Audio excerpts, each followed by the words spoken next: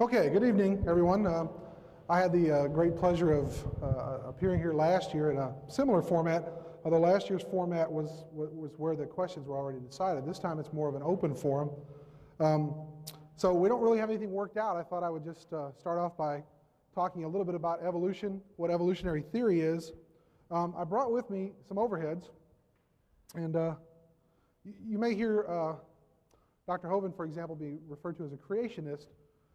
We also talk about creation science, which is an attempt to prove creation using scientific method, those sorts of things. What I brought here is sort of a comparison of the two models. Scientific creation model, which says that the universe, the earth, and life on the earth were created by supernatural processes. The universe and all its contents were created simultaneously about 10,000 years ago. Biological change since the creation has occurred within created kinds of plants and animals. And the fossil and geologic records are the result of a worldwide catastrophe of a hydraulic nature, specifically the biblical flood. The evolution model, on the other hand, states that the universe, the earth, and life on the earth evolved by testable, natural processes. See if I can get that centered. Number two, the universe and all its contents evolved over time. The universe is about 15 billion years old, the earth 4.5 billion, and life on earth about 4 billion. Changes occurred within species, and new species evolve from existing species. And number four, the fossil and geological records are the evidence for billions of years of systematic change. Well, let's talk about evolution. And let me see, it's kind of hard for me to see, it's dark here, but how many of you really know what evolution means? The definition of evolution. If you're absolutely positive, you know what it means. Let me give you my definition of evolution, and one which a lot of biologists, anthropologists, chemists, physicists, all sorts of people of a scientific nature, how they use the term. But I'll just give you my definition. This is the definition I give my students in class when we sit down. Evolution is specifically a change in the gene pool in a population over time. It's that simple. It's a genetic change over time. Now, let me ask you a question. How many of you in this room tonight are exact carbon copies of your parents? Anyone? Raise your hand if you're an exact carbon copy of your parents. Do you know why not? It's because from one generation to the next, and if I use this room as our population, a population is a group of organisms. Okay? If I use this audience as our population, we could perform a little test for evolution. And we could see whether or not the genes, right, your genetic makeup, what makes you you, are the same from one generation to the next. And if they're not, according to my definition of evolution, a change in gene frequencies in a population over time, that is from one generation to the next, if the genes have changed from one generation to the next, my definition of evolution is correct. If you're not a carbon copy of your parents, that means you have different genes. In fact, everybody in this audience is a combination of the genes of their parents. Right? Your mothers and fathers got together and bore a child, either male or female, and that child has half of the genes from his or her mother and half of the genes from his or her father. It's that simple. We're combinations of our parents. Siblings work out the same way, with the exception of identical twins. Even siblings aren't exact copies of each other. You know, brothers and sisters don't turn out to be exactly the same. Well, we talk about this in terms of microevolution. And, you know, I've heard Mr. Hovind say before that, you know, microevolution, I don't think he really has a problem with that, because after all, they're going to talk about changes within kinds of animals. Noah took on the ark 2 of each kind of animal. 2 dog kind, 2 cat kind, 2 ungulate kind, you know, those sorts of creatures. Well, they have to explain, if Noah took 2 of each kind on the ark, how then do we get the diversity of species that we see today? Why do we have so many different kinds of dogs? Why do we have Dobermans and Dachshunds? And I've got a Chow at home, right? Different kinds of dogs. Well, that's microevolution. It's what we consider to be a change within a species. In fact, one of the other things that I teach my students is that we can see human evolution sort of in process. Let me ask you another question. How many people in here were born or have all 32 of their human teeth? Anybody still have all 32 teeth, including all of your wisdom teeth? You younger folks probably don't have your wisdom teeth yet. You're only going to have 28 teeth, okay? As long as you have your adult teeth. Anybody in here had to have their wisdom teeth removed, taken out? Come on, raise your hands. Don't be shy. We can put our hands up. I had my wisdom teeth out.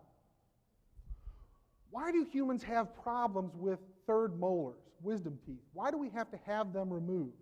And what happens to you if you have problems with them and you don't have them taken out? What happens if they get impacted, infected, if they grow in crooked? You can get very sick from it. You can die from it. Well, you know, that seems like an imperfect design. We put a design flaw in the system. We're going to make an organism that has too many teeth for its mouth. In fact, it has so many teeth for its mouth that it's going to have problems with them. And if you don't have access to modern medicine, fortunately we do. We can go to the dentist, and the dentist can put braces on our teeth, or the dentist can pull some teeth. Right? I had to go to an oral surgeon. It was really nasty. I had to go in there and cut my jaw open and take out my teeth. And in fact, they severed my mandibular nerve while they did it, so I have a dead spot in my lower jaw from it. When we look at human evolution, and one of the things that I will encourage you to do tonight, I brought along some fossil casts of some of what I consider to be our human ancestors. Okay? And I'm going to lay them out on this table, and I encourage you all to come up and look at them. I'll ask that you be careful with them because they're kind of expensive, and you know, I don't want them to get broken, but feel free to come up and look at them. In fact, I'll be pointing out some features tonight on some of these casts. When we look, for example, at a human ancestor 1,000,000 years ago, we find that they had 32 teeth. They had tremendously large faces. One of the things that will probably come up tonight is the issue of transitional fossils. They'll say to me, Dr. Hartman, if evolution is true, then we should see change. We should see evolutionary change over time, represented in the fossils that we have. I can show it to you.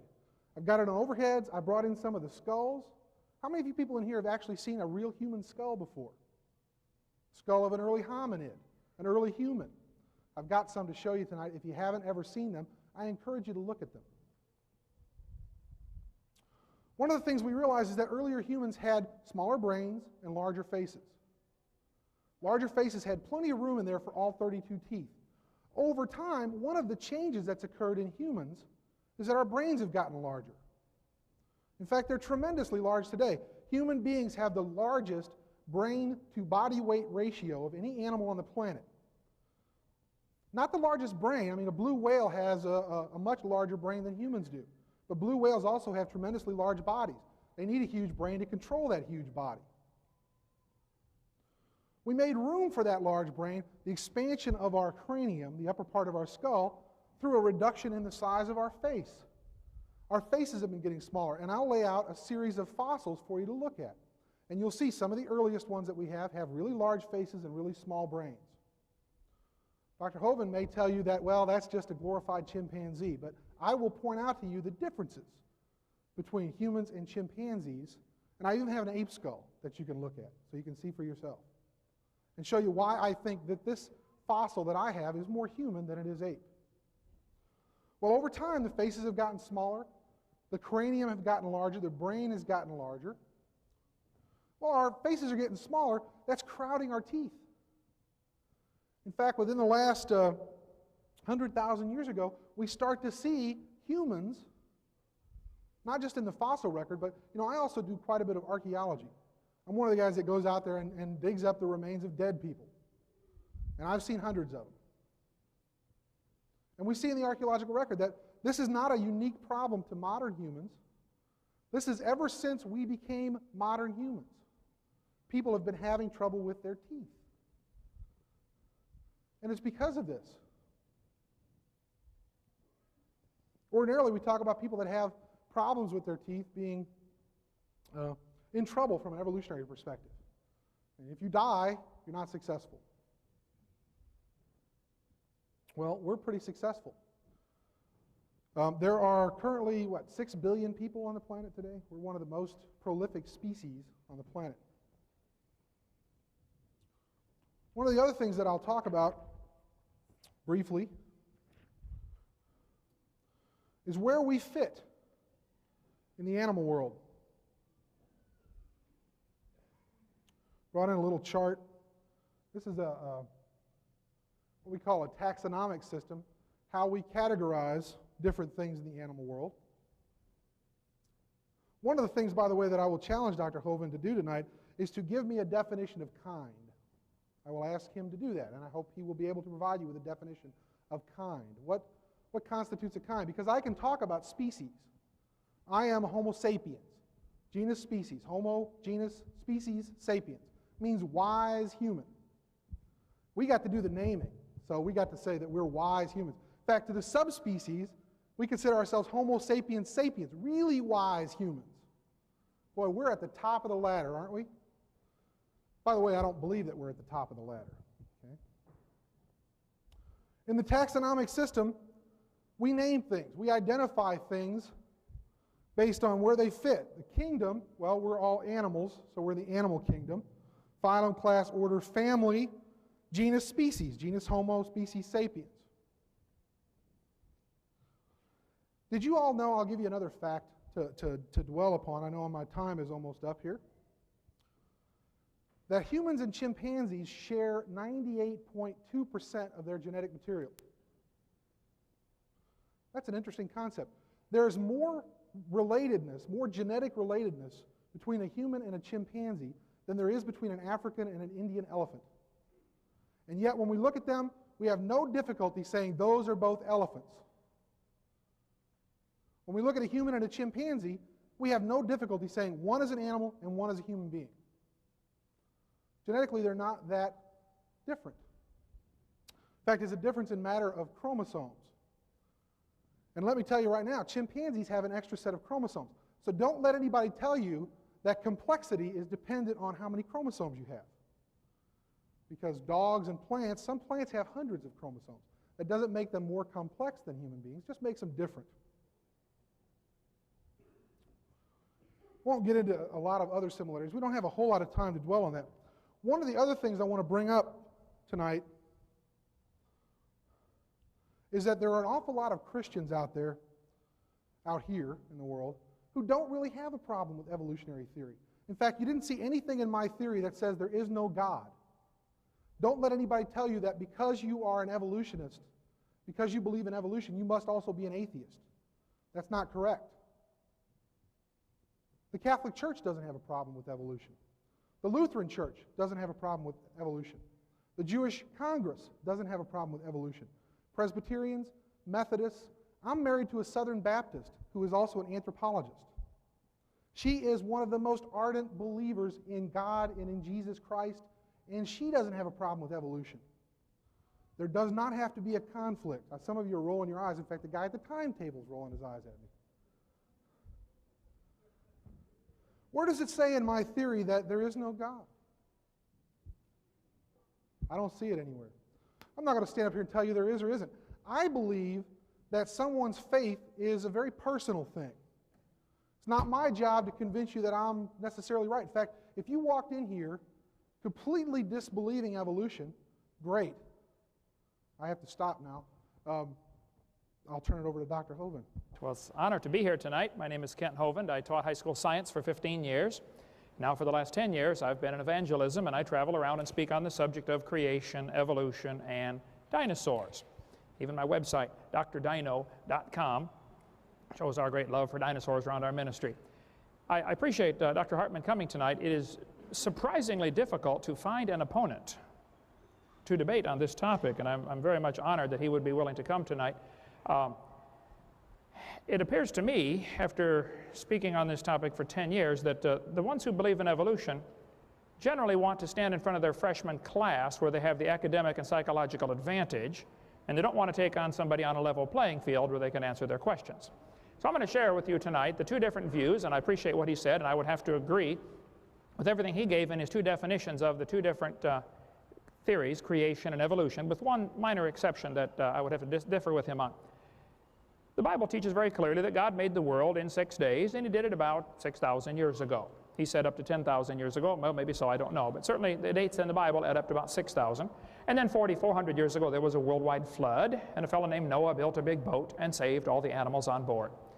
This is the biblical view of history. The evolutionist view says 20 billion years ago, some say 15, some say 12, the numbers vary, but a long time ago, there was a big bang. They don't know what exploded, but they think there was a big bang. And then 4.6 billion years ago, some say 4.5, the earth cooled down and formed. And this, as it cooled down, and it began to rain on the rocks for millions of years and turned them into soup, and the soup came alive about 3 to 4 billion years ago. This is basically the evolution theory. The Bible warned us to beware about science that is falsely so-called. I like science. Don't accuse me of being against science. The word science means knowledge, things that we know by observation or testing or demonstration. It is my contention that there is absolutely nothing about evolution that is scientific. And I'll give you the 6 different meanings of the word evolution in a minute. But 5 of them are purely religious. There is no scientific evidence for them at all. And we offer $250,000 at our ministry for somebody who can give real empirical testable evidence for evolution. I think kids are being brainwashed. They lose their faith. One professor said he was, at 15, became a Christian, joined the Southern Baptist Church, loved Jesus, but we went to University of Alabama, where I spoke yesterday. He lost his faith. Some professor got him to doubt God's Word. Actually, 75% of kids that go from Christian homes to secular universities will end up losing their faith by the end of their freshman year. Evolution is a religion. It violates the obvious first and second laws of thermodynamics. It does not explain where matter comes from, where energy comes from, where the laws come from. It does not explain how things get better without an input of enormous amount of energy and an intelligent force to organize the energy. It's a total violation of the known laws of science. It gives time, space, and matter the same character traits that we give to God. Able to create things. Evolution, I think, is a dud of a theory. It requires faith in all sorts of things. It requires faith that life can come from non-living matter. Nobody's ever seen that. It requires faith that an animal can produce a different kind of animal. Nobody's ever seen that happen. Members who no longer believe are excommunicated, just like any other religion. If a professor at the University of Little Rock stood up in front of his class and said, "Students, I no longer believe in evolution. I believe creation is true," there is a good chance that people would try to get him fired from his position. Dean Kenyon at Stanford University, they tried to fire him. He was a 20-year tenured professor of biology. He wrote books on evolution. But as soon as he got converted and became a creationist, they fired him. He sued them. They finally reinstated him as a lab assistant, which is what college seniors do, only because he believed in creation. Last week I sat in the living room of Robert Gentry, who worked at Oak Ridge Laboratories in Knoxville, Tennessee. He wrote major articles for magazines like Science and Nature, published all sorts of articles in major science magazines until they discovered he was a creationist, and his funding was shut off at the spigot instantly. Call him up, Robert Gentry. He's got a website, halos.com, H-A-L-O-S, and he'll be glad to talk to you about it. There are case after case where people are excommunicated because they no longer hold the faith of evolution. It is a religion. Only members in good standing are considered worthy of judgment. So if you don't believe in evolution, therefore you can't be a scientist, therefore all scientists believe in evolution. They define the terms, and of course, if we're under those ground rules, of course they're going to win the war in that situation. Evolution attempts to provide basic answers to the questions of life. Who are we? Why are we here? Where did we come from? Where are we going when we die? It is a religion. It deifies nature, Gaia hypothesis, and evolution. Those words are always capitalized, capital E. It's a religion. Majority opinion is somehow considered proof that it happened. I hear this all the time when I do debates. It's like, everybody believes in evolution. Oh, well, first place, not everybody believes it. Second place, even if everybody did, that's not proof that it happened. And these professors, I'd appreciate Dr. Hartman coming tonight, but I'll tell you, the vast majority, you told me you asked quite a few to come tonight and they wouldn't do it. We probably get 1,000 to 1 refuse to debate, as opposed to the few that will come debate, and I certainly appreciate the opportunity tonight. Darwin, when he was 22 years old, graduated from Bible college to be a preacher. He set sail on board the Beagle in 1831. As he sailed around, he came to the Galapagos Islands, and he noticed there were 14 different varieties of finches based upon their beak shape. Charlie concluded that probably all the finches had a common ancestor. I bet you're right, Charlie. It was a bird. And then he concluded that this probably proves the birds and the bananas are related. Charlie said in his book on page 170, "It is a truly wonderful fact that all plants and all animals throughout all time and space should be related to each other." Would I be quoting this correctly to say that he is claiming that the birds and the bananas are related? I don't want to put any words into his mouth, but that is what he's saying, isn't it? Everything is related. See, what Charlie observed is called microevolution. And the whole argument here tonight is going to be over the definition of this word evolution. The kids, I think, are being deceived by the slippery definition of that word. Microevolution says dogs produce a variety of dogs. Roses produce a variety of roses. Folks, that's a fact. It happens. The Bible said it would happen. 10 times in the first chapter, God said the plants and animals will bring forth after their kind. And I think because of the Genesis definition here, if it's able to reproduce, it's the same kind. You asked for a definition of kind, I gave you one. I think if it's able to reproduce, a dog and a wolf are capable of reproducing. They're the same kind of animal. Now, they're classified as different species, but they are the same kind of animal. This word evolution has lots of different meanings. There's cosmic evolution, that's the Big Bang. Some people say, that's not what's in the books. Oh, I taught science 15 years. Trust me, it's in there, folks. The textbook says 18 to 20 billion years ago, there was a Big Bang. This is a vital part of their theory to explain where matter comes from. And then you'd have to have chemical evolution. If the Big Bang produced hydrogen and helium, how do we get the other 90 elements? We see carbon decay, potassium decays to argon, uranium decays to lead. All the evidence we see is for things decaying without an enormous amount of input of energy. In stars, under intense pressure and heat, maybe higher elements can be created for a few moments. But where did the energy come from? There'd have to be a long period of chemical evolution. Then you'd have to have stellar and planetary evolution. The stars would have to evolve. Nobody's ever seen one star form. We've seen lots of them blow up, but nobody's ever seen one form. So the evidence is against this stage of evolution. Then we'd have organic evolution. That's the origin of life. Nobody's ever seen non-living material come alive. This is not part of science. It's part of what they believe in. It's a religious worldview. Textbooks teach 4.6 billion years ago the earth cooled down. Millions of years of rains created great oceans. This is what the books say. I'm not making this up. I collect the books. I have hundreds of them. Millions of years of rains created great oceans. This one says, swirling in the waters of the oceans is a bubbling broth of complex chemicals. Progress from a complex chemical soup to a living organism is very slow. Well, I guess it is. Totally stopped. Doesn't happen at all. That's how slow it is. This one says, the first self-replicating systems must have emerged in this organic soup. This is a college textbook. So basically, the evolutionists believe that the humans, the birds, the crocodiles, all had a common ancestor. Now, they're welcome to believe that. Honestly, I don't care what they believe. But I'm sick and tired of them using my tax dollars to spread this kind of propaganda in our school system when it's not science.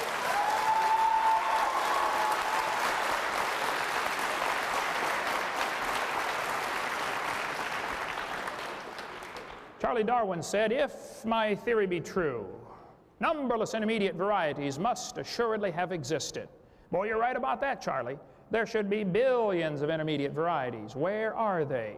Even David Ropp, who's a strong believer in evolution, said, in the years after Darwin, his advocates hoped to find predictable progressions. In general, these have not been found. Yet the optimism has died hard, and some pure fantasy has crept into textbooks. Oh, you're kidding. Fantasy in the textbooks? Oh, believe me, they are full of fantasy. I would like to point out, if you find a fossil in the dirt, like the fossil replicas on the table over here, all you know is it died. You don't know, you know where it died at, and you know where it ended up being buried at, but that's all you know. You don't know that it had any kids, let alone different kids. You found a bone in the dirt. Okay, it died. And I'd like to ask the question, why is it you think bones you find in the dirt can do things that animals today cannot do? Monkeys today are still having babies. Make another human. I want to watch it this time. Apes are still having babies. Humans are still having babies. Everything's still having babies. Why don't we ever see an animal produce a different kind? Why is it can only happen long ago and far away? Let's see it happen. It's not observed. Fossil evidence wouldn't hold up 1 second in a court of law. The problem is evolution doesn't have to be proven in a court of law. It has to be stuck into the brains of these unsuspecting freshmen when they go to college. And they don't have the option because that teacher's going to give them a grade. But I'll tell you, if we had to go to court of law and they said, where's the evidence? What's the best evidence that any animal has ever changed to a different kind of animal? The best evidence they claim they have, is the fossil record. And yet there is no fossil evidence that any animal ever produced a different kind of animal. And like I said, if you find a fossil in the dirt, that's not evidence that it had any kids at all, let alone different kids. So we have cosmic evolution, chemical evolution, stellar evolution, organic evolution. Then we would have to have macroevolution.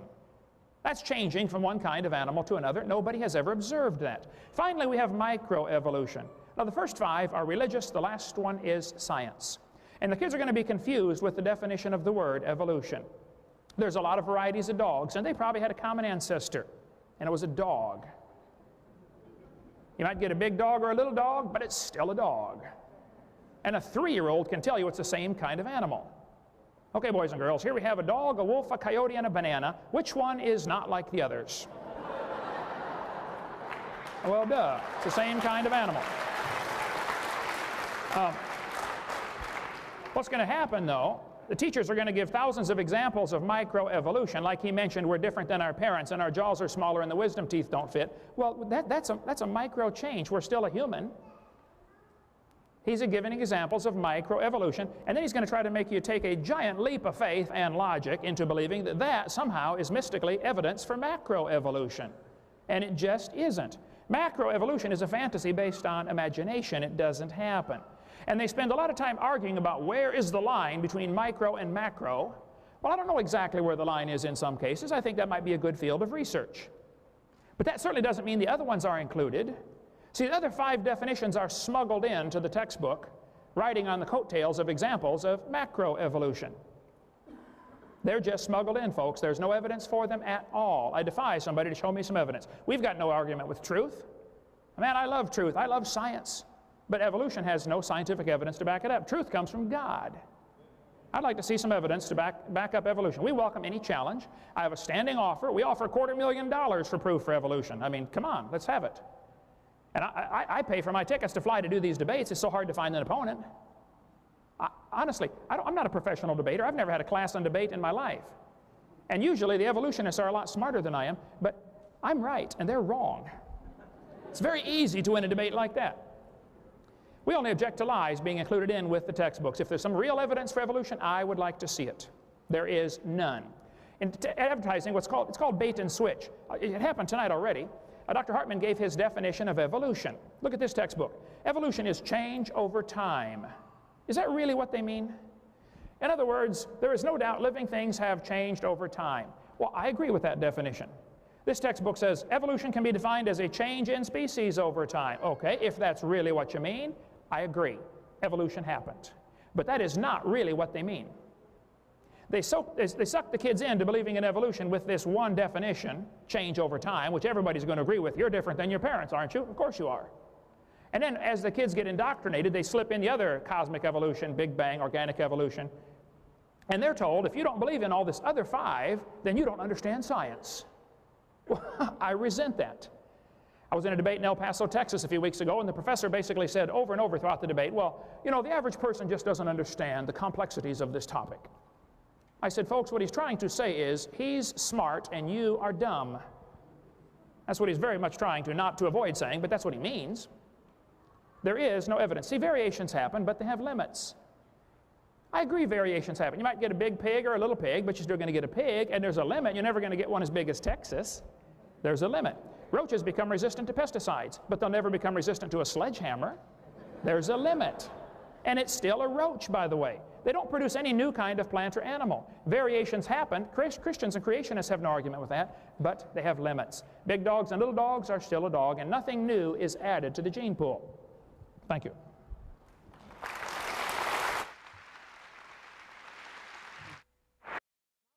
Forum where he can go through slides, you know, zip, zip, zip, zip, zip, here you go, I'm right. Everybody goes, guess we're all good Christians, we accept that.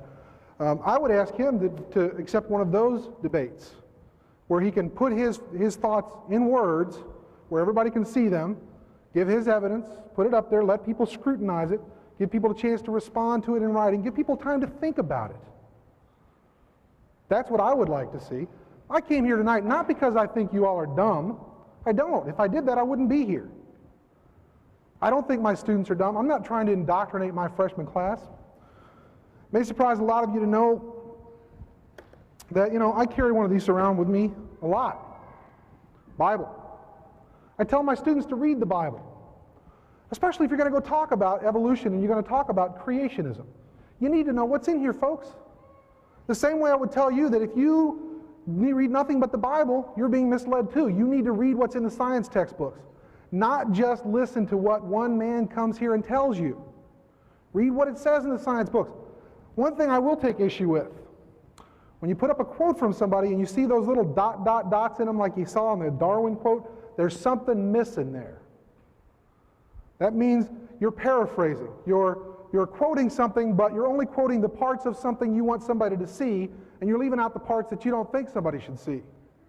That's a little misleading. If you're going to put a quote up by somebody, if you're going to quote somebody, quote the whole thing. Read the whole thing. I understand time constraints, but I'm not up here quoting anybody. I'm not up here telling you what somebody else says. I'm up here telling you what I have to say. Okay? Let's see what else. I wrote quite a few notes.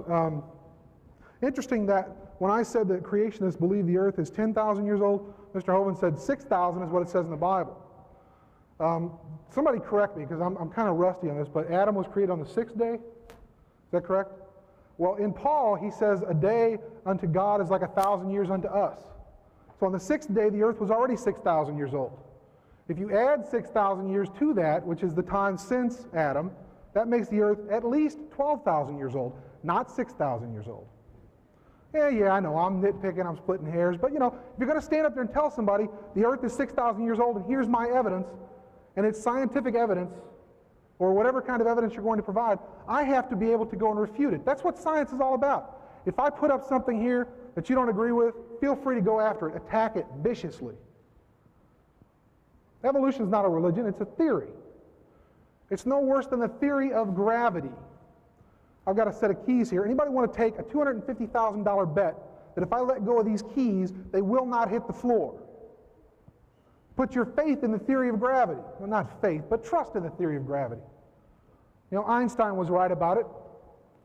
Lots of other scientists have been right about it. If you reject evolutionary theory, you're not just rejecting what he would consider somebody's religion. You have to throw out geology, physics, chemistry, archaeology, anthropology, biology, all of those ologies, all of the sciences, all of the things, by the way, we benefit from. Modern medicine is based on biology. It's based on evolutionary theory. Our ability to treat viruses is based on our ability to cope with their evolution. One of the reasons why the HIV virus is so difficult to treat is because it mutates so rapidly. It changes.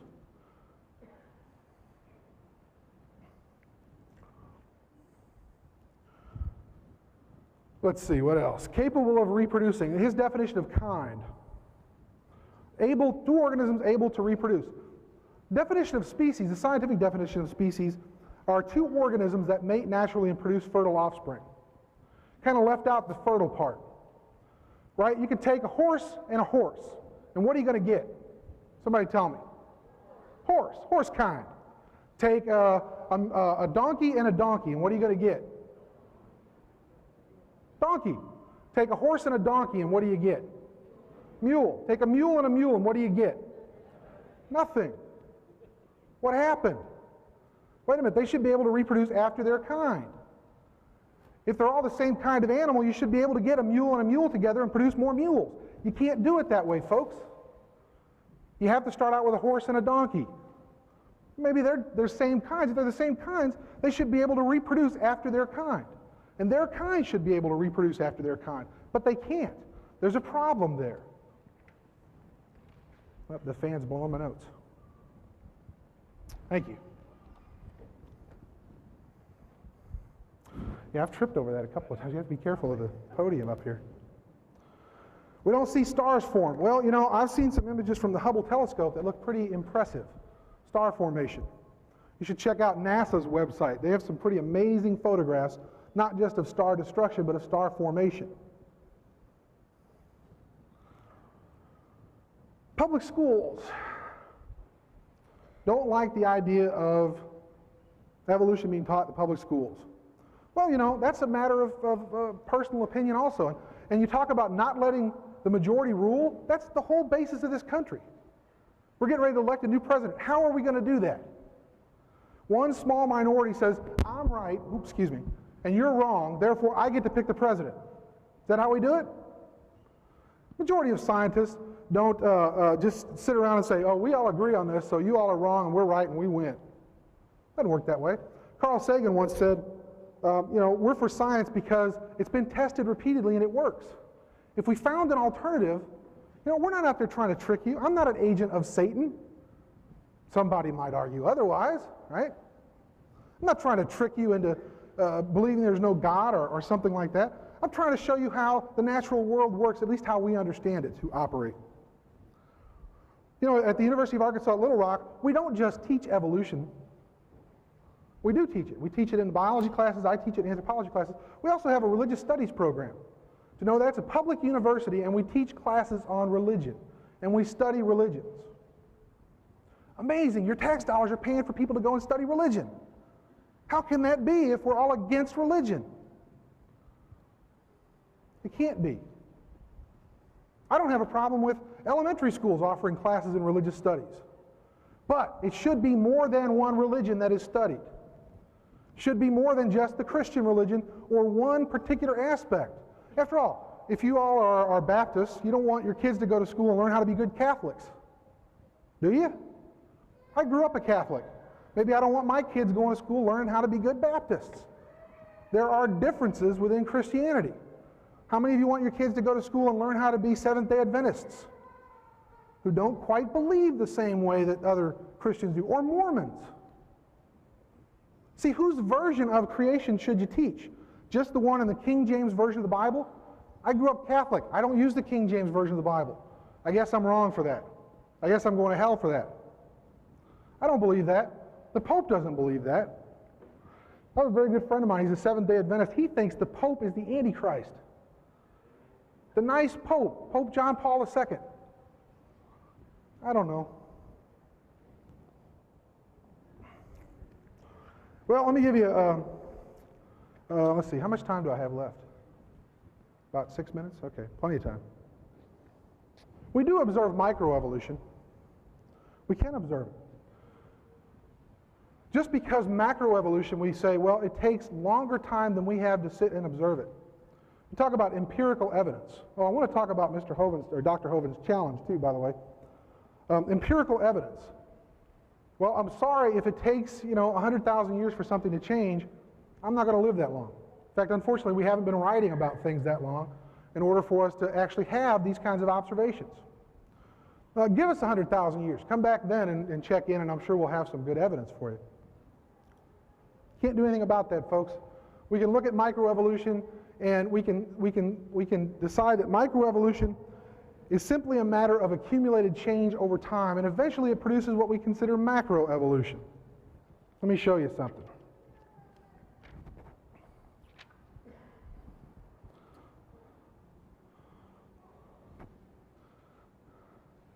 How do you suppose it got to be, if horses and donkeys are the same kind of animal, that something got screwed up with their genes so that they can no longer produce after their own kind? How did that happen? Well, I think it's because the populations got isolated. Suppose there was a primitive horse kind. Let's not even talk about species. Okay? Microevolution says that there will be change over time. Macroevolution is just an accumulation of those changes such that you get something that can no longer reproduce with what it once was. It's that simple. Here's a little diagram. Two demes of a single species, two populations of a single species, if you will, separated by some kind of barrier, a water barrier. If you have organisms that can't cross a river and a river flows between them, it effectively isolates the two groups of populations.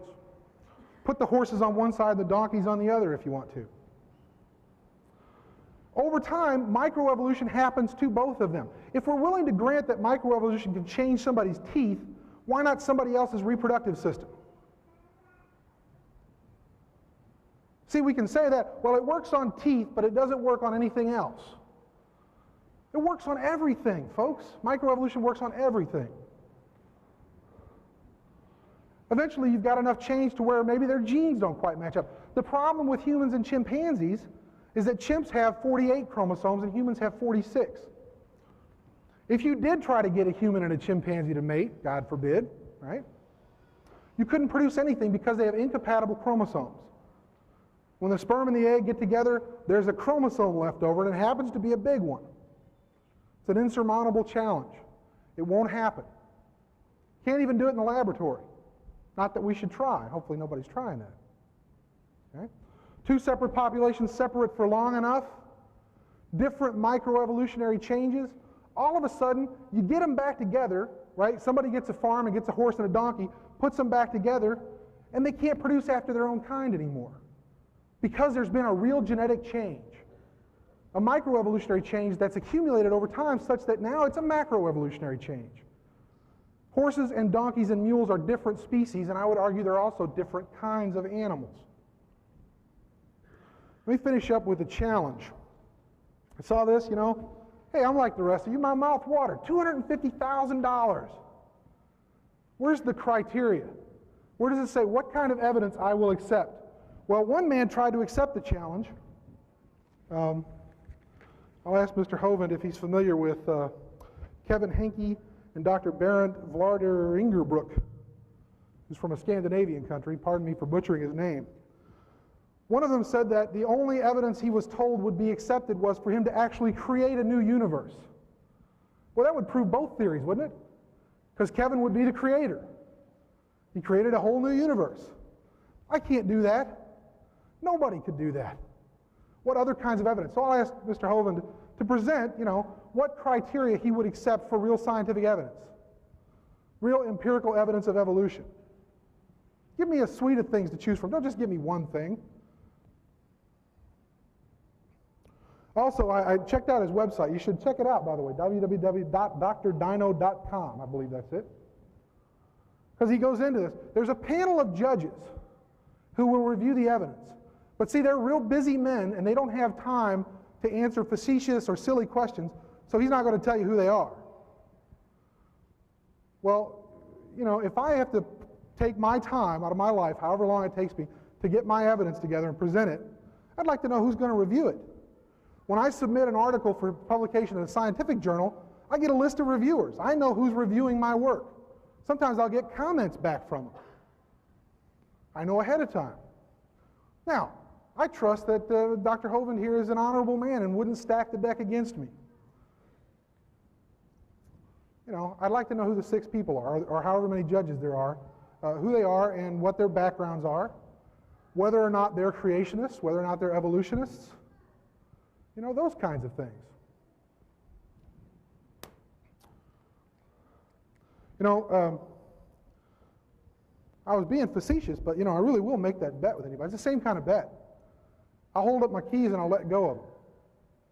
If they don't hit the floor, you win my next year's paychecks.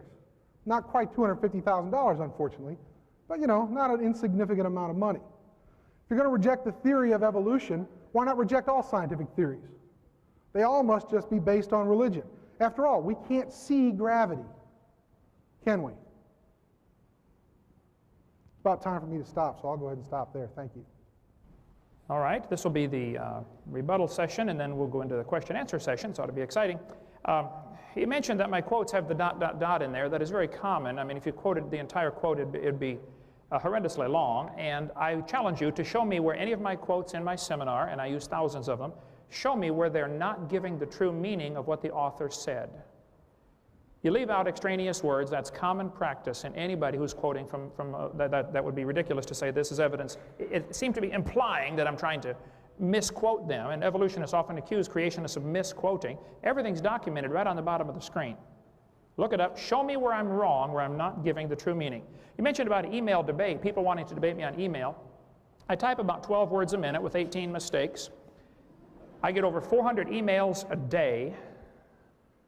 I don't have time to get involved in a long email debate. I was home for 12 hours this week. I got in at 3 last night. I speak 700 times a year. I tell all the evolution, what they want to do is they want to eat up all of my time so I can't get out and speak to folks that really want to hear. They don't want to hear anyway. As far as not giving out the names of the judges, some anonymous coward named Boudica emailed me, and I said I shouldn't have answered him the first time because I always ignore anonymous mail.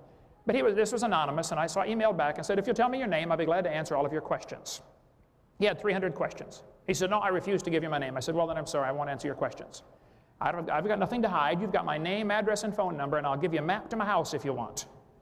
I have nothing to hide. See, men love darkness rather than light because their deeds are evil. Well, Boudica sent in what he said was evidence for evolution. It was ridiculous, but I sent it to the judges. I told him I'm going to send it to these guys. Boudica right away wrote nasty, vile, filthy letters full of profanity to these judges. And I said, fellas, hey, I'm sorry, I won't let this happen again. If somebody sends in some real evidence, well, here's what happens. I get probably 5 or 6 emails a week from someone saying what Dr. Hartman said a few minutes ago. Well, if I knew who the judges were, what they're trying to say is, I don't really want to give you my evidence because I don't have any, but boy, I'm going to pick on you for your offer. They strain at gnats in the offer of $250,000 rather than just send the evidence. I would like you tonight, Dr. Hartman, to give the audience here the best evidence you have for evolution. For macroevolution, the best evidence you've got. Let's not waste time with all the little stuff. Please give us the best. I have over 500,000 videos out there in circulation that we've produced, plus who knows how many copies of those that have gone around. My words are easy to examine. I don't have time to type everything out, though we are putting, as of today or tomorrow, should be, my entire seminar will be on my website. You can click a button and watch the videos and listen to the audio, free of charge, and then you can challenge anything I'm saying, and if you think I'm misquoting somebody, please let me know. I'm certainly not perfect, and I've made lots of changes through the years. He mentioned evolution as a theory like gravity. Now, that is absolutely ridiculous comparison. Gravity has evidence. We can observe it happening. We don't observe anything about what he said about evolution. To compare evolution with gravity is silly. Sure, we can watch things happen. We can watch gravity. There's testable evidence. Where is the testable evidence for macroevolution? Where is the testable evidence for cosmic evolution? Where is the testable evidence for organic evolution? There is none, and that's what my offer is all about. So don't compare evolution to gravity. And then he said, if we reject evolution, we have to reject science. Well, that's a ridiculous comparison. I don't reject science. I defy you to show me one beneficial thing we have in the world today because of the evolution theory. What good has it done? Is that why we have electricity? Is that why we have computers or video projectors? Is that why we have... Can you name anything we have in the advancement of science because of the evolution theory? When you have your time in just a minute. As far as mutations of viruses, modern medicine, all of the branches of modern science were started by creationists. The evolution came in like a leech and took over what they'd already created. They don't ever create anything new. They take over universities that were started by Christians and creationists, like 97% of the first colleges in America were started by Bible-believing Christians. They come in there and take them over, but they don't start their own. It's like a leech. They got to take over what somebody else does. What good has evolution done? You mentioned about star formation. I believe I got your quote. You said it may be happening now. You saw some pictures of the Hubble telescope sending back. This is typical. They say, well, evolution, we have evidence coming in right now, or they're studying this in the laboratory. We've been studying for 120 years. Where's the evidence that has stood the test of time? Why is it always, well, we're looking at it right now? Well, that's not evidence yet. Let's see something that has stood the test of time. Nobody has proven the formation of any stars. They're seeing a bright spot in Crab Nebula, saying, wow, it might be a star forming. Well, it might be the dust is clearing, and you're seeing a star that was behind it all along. We don't know yet. Let's see some evidence that stood the test of time. He's mentioned about majority rule. Well, 91% of the population of America believes God created the world. 47% of them believe He did it in the last 10,000 years. If we're really going to have majority rule, then let's throw evolution out, since so few people believe it anyway.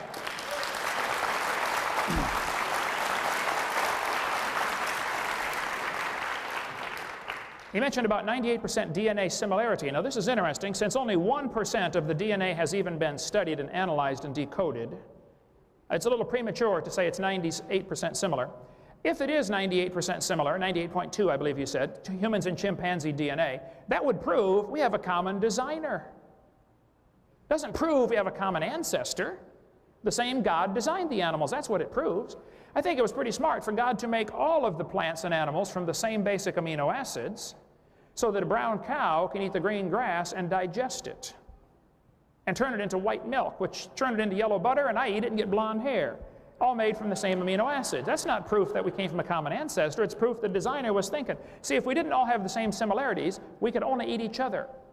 We wouldn't be able to digest anything else.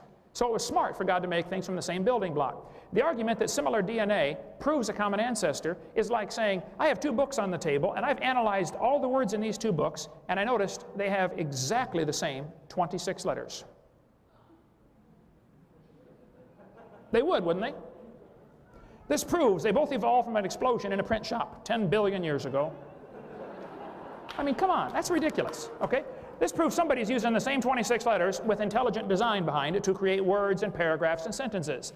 An intelligent designer took the 20 amino acids and put them in to make protein strands, which makes the cells, which makes our complex bodies, that were all come from the same designer.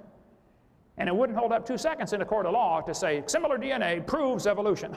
Any freshman law student would say, no, this could just as easily prove a common creator. And the kids ought to be taught both. He mentioned Catholics and Lutherans believe in evolution. Well, those are the ones that haven't been to my seminar. If they would come, we would straighten them out. He mentioned about empirical evidence, and his answer was, I said, where's the empirical evidence? He says, well, we don't live long enough. Now think about that.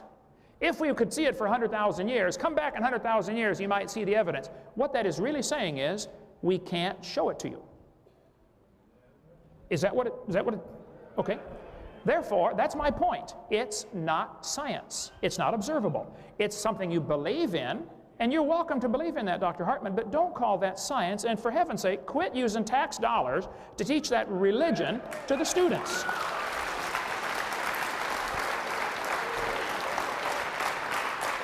I'll tell you what, if we come back in 100,000 years and see that things really have evolved, then we'll start teaching it. Until then, it does not belong in education. What he translated that sentence was, we don't have the evidence. My offer's on my website. As far as creating a new universe, I never said that to those guys from South Africa with the weird names that wrote me the letters. I corresponded with them a half a dozen times. They never would send any evidence. They did the same thing they always do. Well, who's on the panel? You know, where's the bank? What's the account number for the bank and all this stuff? I said, look, my word is good. You send the evidence. They never do send the evidence. All they do, I was in a debate one time in Minnesota, and this lady said, there's lots of evidence for evolution. I said, let's see it. She said, well, there's just lots of it. I said, okay, let's see it. Well, there's just so much. Okay, show me one. Oh, there's just lots of it. Okay, show me one. They never do show you one, folks. All they do is say there's lots of it. And these guys claim that they want to pick on my offer over some little straining at a gnat, and they're swallowing the camel of believing that we all came from a rock over 4.6 billion years. Man, that's ridiculous. My offer is good. My point is, evolution has 6 different meanings. I would like empirical evidence for all 6. There is none. My offer is clearly spelled out on my website, drdino.com. Look it up. He asked, are the judges all creationists? First place, I don't know. Second place, I wonder why that question would even come up. Because does that determine whether a person is qualified to be a scientist or not? In the minds of some, it certainly does. In other words, if you believe in creation, you're not a scientist. This sounds like the Soviet Union 10 years ago. If a teacher stood up in the Soviet Union and said, you know, kids, I don't think communism works. I think capitalism is a better system. What would happen to that teacher? He'd be out shoveling snow in Siberia, right? And then the leaders get up and say, hey, everybody believes in communism. Well, of course they do. Look what happens if you don't. Evolution, the textbooks are full of lies that are shown to the kids to try to get them to believe in evolution. And I resent that. You have varieties of corn, and they probably had a common ancestor, and it was a corn of some kind. And there's all sorts of kinds of corn today, but you still crossbreed them and you still get corn. You never get a hamster or a tomato or a whale to grow on your corn stalk. Nothing changes. There's varieties of dogs, and they probably had a common ancestor. You have big horses and little horses, and they might have had a common ancestor. And as far as the horse and the zebra and the mule not being able to breed, well, what we're seeing is branches on a tree that came from a common root, and now they're so different, they can no longer interbreed. That still doesn't prove they didn't have a common ancestor. Think about the argument. He's saying a horse and a donkey or a mule or jackass or whatever it was he mentioned cannot breed and produce fertile offspring, and therefore they're different species. Well, maybe so, if it depends on your definition of species. Who gets to decide what the definition of species is, for one thing? But get a horse and a zebra and put a 5-year-old next to him and say, are these the same kind of animal? Oh, yeah. Anybody could tell you they're the same kind of animal. Seeing the branches on the tree where they now have diversified, where they're no longer interfertile, well, that doesn't prove they didn't have a common ancestor. It also certainly doesn't prove the horse and the banana are related to a rock 4.6 billion years ago. We got varieties of cows and things happen, but the textbooks contain things that just aren't true. I've got a whole 2.5-hour video going through lies in the textbooks that kids are exposed to try to get them to swallow this evolution theory. And it's really sad. They're going to tell the kids the appendix is vestigial.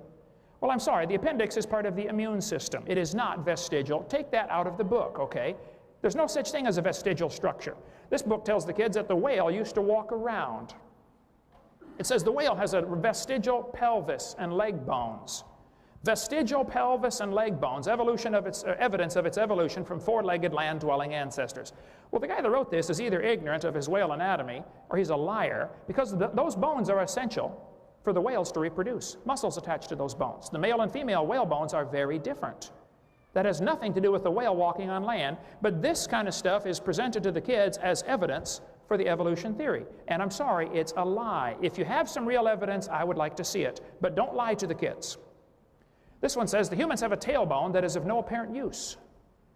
I had a guy tell me that in a debate in Huntsville, Alabama. He said, humans, we got proof for evolution. You no longer need your tailbone. I said, sir, there are 9 muscles that attach to the tailbone, without which you cannot perform some very valuable functions. But if you think the tailbone is vestigial, sir, I will pay to have yours removed. Bend over. It is not vestigial. I would like to point out there are no vestigial structures, and secondly, even if there were, that would be the opposite of evolution. That's losing, not gaining. Show me how we gain something. And even people like Pierre Gross, who believes in evolution, said mutations do not produce any kind of evolution. All you get is a mutant variety. And then the textbooks tell the kids that natural selection goes in with evolution somehow. Oh, come on. I got nothing against natural selection. Natural selection is a conservative process that keeps the species strong. It doesn't change it to something else. It's sort of like a quality control. It's not going to change it to anything else. But the textbook tells the kids natural selection causes evolution, and that just simply is not true. Natural selection keeps birds birds and dogs dogs. It doesn't turn a bird to a dog or anything in between. It's a conservative process. They tell the kids the fruit fly is evidence for evolution. All they did after years of mutating those poor flies is got flies that were worse off than Grandpa Fly. They got flies with curled wings and flies with no wings. That's not a fly, that's a crawl. They got all kinds of mutated flies. They never got a beneficial mutation. They're going to tell the kids, it's still in your textbooks right here in Little Rock, Arkansas, that the peppered moth is evidence for evolution. After 40 years of watching, exactly 2 moths were found on the trees. 2 in 40 years. So they glued dead moths to the trees in order to take the picture to put in the textbooks to make the kids believe in evolution. That's a lie, folks. They're going to tell them there's evidence from similar structure. The forelimb of the animals is all similar. That proves a common ancestor. No, no, no. That proves a common designer. Chevy and Ford all have 4 wheels on the ground. That proves they all evolved from a skateboard 18 million years ago. No, it proves it's a good design and it works good, okay? That's what it proved. They're going to tell the kids the human embryo has gill slits. That was proven wrong 125 years ago, but it's still in textbooks today. Ernst Haeckel made up this whole thing in 1869. His charts are used right now, today, at the University of West Florida. And I guarantee that same concept is being taught right now in Little Rock, Arkansas, and it was proven wrong in 1874. If you have some evidence for evolution, I want to see it, but don't lie to the kids. Should we teach that the earth is flat in geography class, since the Bible describes it as such in many passages? See Revelation 7:1, Psalm 24:2, 104:5, Isaiah 24:18, Matthew 4:8, 1 Peter 1:20, others. Obviously, I don't think we should. If it says the earth is flat in the Bible, the earth is obviously not flat. That's been proven. We can't teach that in geography class. I don't need 3 minutes to answer that question. Okay. Ooh, there we go. I didn't get time to boot up the verse, but the Bible teaches very clearly the earth is round. It says, yes, in the book of Isaiah, chapter 40, that the Lord sits on the circle of the earth. Here it is right here. Isaiah chapter 40 and verse 22, it says, the Lord sits upon the circle of the earth. The Hebrew word there is the word for sphere, a ball, a three-dimensional object. So the Bible does not teach the earth is flat. A few heathen a few hundred years ago started teaching it was flat, and they tried to blame that on the Christians. I'm sorry, the earth is round, okay? I don't have a problem with that. Thank you. I guess I get to ask a question first. Please state the second law of thermodynamics. And within a closed system, entropy will increase. This second law of thermodynamics is interesting. The second law is stated many different ways, okay? And no matter how you state it, somebody else is going to find a different definition someplace else. So basically, it boils down to the idea that everything tends toward disorder. The evolutionist somehow has got it into his mind that if you add energy, you can overcome the second law of thermodynamics. Now, this is certainly not true. Adding energy does not help anything. You have to have something to utilize that energy. The sun adds lots of energy to the earth every day. All of it is destructive, unless there's a system to utilize that energy called chlorophyll, which is a very complex molecule. If it weren't for chlorophyll, the sunlight is eventually going to peel the paint off your car and destroy the roof of your house, and when it's done, it's going to destroy the rest of the house. Adding energy doesn't help. Filling your front seat of your car full of gasoline isn't going to make it run faster. You have to have a complex system to utilize that gasoline called a carburetor and a drivetrain. So the normal response to the second law of thermodynamics from the evolutionist is, well, in a closed system, you know, if you add in the first place, the universe is a closed system, okay? Where's this extra energy coming from? Secondly, I'd like to point out, adding energy doesn't help. We added lots of energy to Iraq a few years ago. We didn't organize a thing. Adding energy disorganizes things. The idea of a human embryo developing from 2 cells into a full-grown human, they'll say that's an example of the opposite of the second law of thermodynamics. No, it's not. It's following a complex DNA code, and there's an enormous amount of input of intelligent energy. You need not only energy, you need intelligence, and you need a system to utilize the energy. The second law of thermodynamics is one of the main proofs that evolution didn't and can't and won't ever happen. Thank you.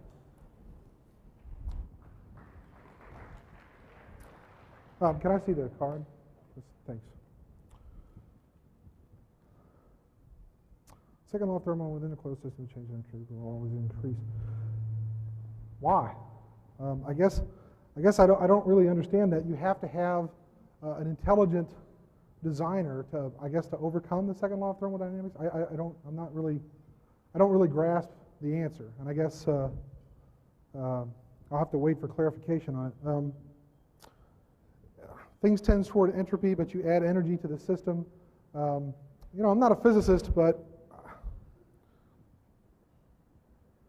I don't know. In 2 minutes, I don't know how I would discuss this one. So I guess it depends on whether or not you consider the universe to be a closed system. And he said that it certainly is a closed system. Well, I don't see any evidence for that. So I guess I'd have to ask for that kind of thing. Also, it sort of fits in with one of the questions that was asked earlier about how things tend toward disorder. Things are constantly losing, like we're losing our appendix, or we're losing our tailbone or something like that. We've never gained anything. We have gained things. We've gained larger brains. I mean, evolution is not just about losing things. You don't have to necessarily lose something or have something tend toward disorder to have it count as evolution. Anyway, that's that question.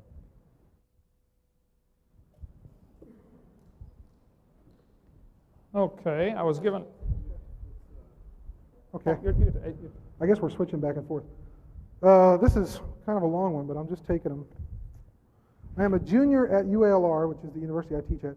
You said earlier that you were not trying to indoctrinate freshmen. My freshman year at UALR, I studied biology under Dr. Lanza, an evolutionary biologist.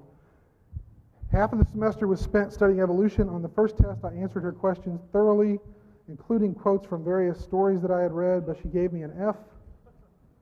The only way I was able to pass was by quoting her on the textbook.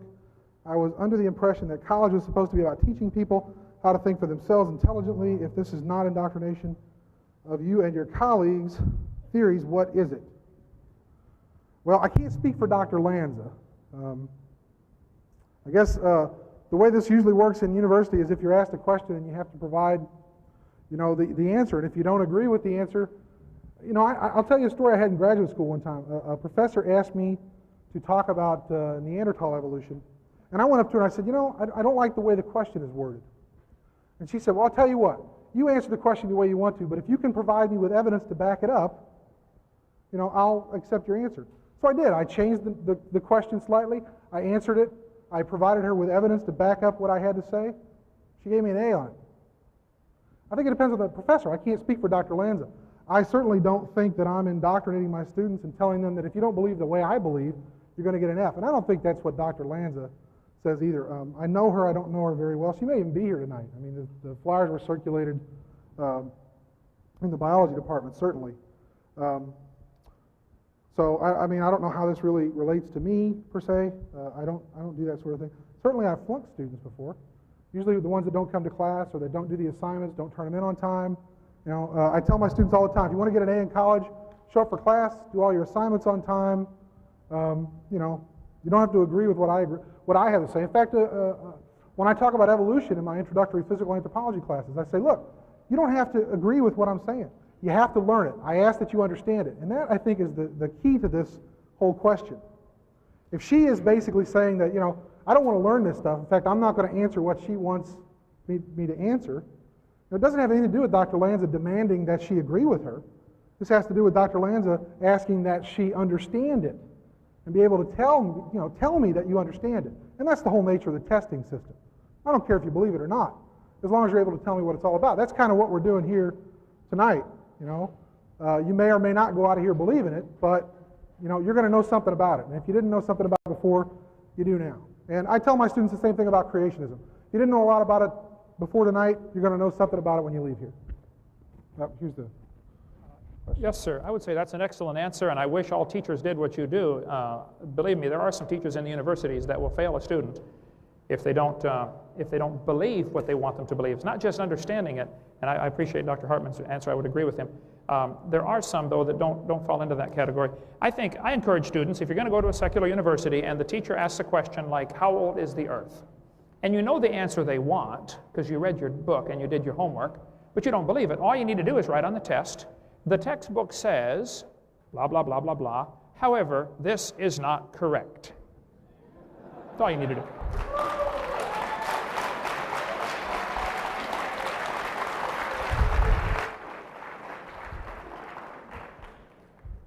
This question was asked on 4 pages of prepared questions. Obviously, somebody thought ahead about this one.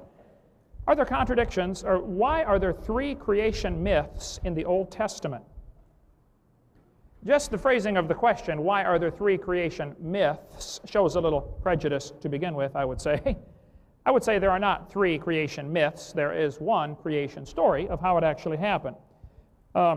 Basically, what they're usually referring to when they say this is the Genesis chapter 1 account, and I'll show you. I covered this very thoroughly on my videotape number 7. Let me get the mouse working here. Genesis chapter 1 says, God made the plants, the herbs, the grass, etc. on the 3rd day. He made the fowl, the birds, on the 5th day out of the water. And he made man the 6th day after he made the animals. So he made animals first and then man on day 6. That's the order of creation in chapter 1. When you look at chapter 2, it says the Lord God formed man out of the dust of the ground, and then it says he put him in the garden and made the trees to grow. And they'll say, see, the order is backwards. This is a different creation myth. This is the basic argument. They will say, in chapter 1, God made the grass, plants, trees on day 3, whereas in chapter 2, he made the trees after man on day 6. And this little chart kind of shows what the whole argument about this question about the creation myths. Here's what really happened. The Lord God made birds, he made the plants on day 3, then he made the birds out of the water on day 5. On day 6, he made the animals, and then he made man. And then he put man in the Garden of Eden, and then in front of Adam, he made the trees to grow. But it says it was the trees that were good for food. This is not all the trees. The rest of the world is already full of trees. He only made the trees in the garden, and he made 1 more of each of the animals so that Adam could name them and select a wife. If Adam had not seen God create something, Satan could come along and say, I did all this, and Adam would not know. The only person that did not see anything get created was Eve, and that's the one Satan went to trick. There's not a contradiction between chapter 1 and chapter 2. Chapter 2 is a continuation of the story, filling in the details of what happened on day 6.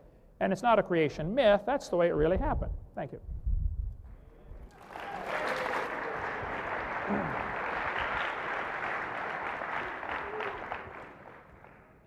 Okay. Well, this one puts me in an awkward position because I'm not here tonight to denigrate the Bible or to tell you that the Bible is not correct or that it has contradictions. But I think it does have some contradictions,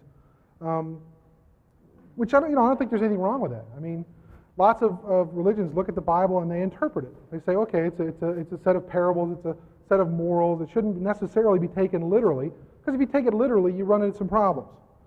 For example, in Matthew 27:5, Judas threw down the pieces of silver in the temple. He departed, and then he went and hanged himself.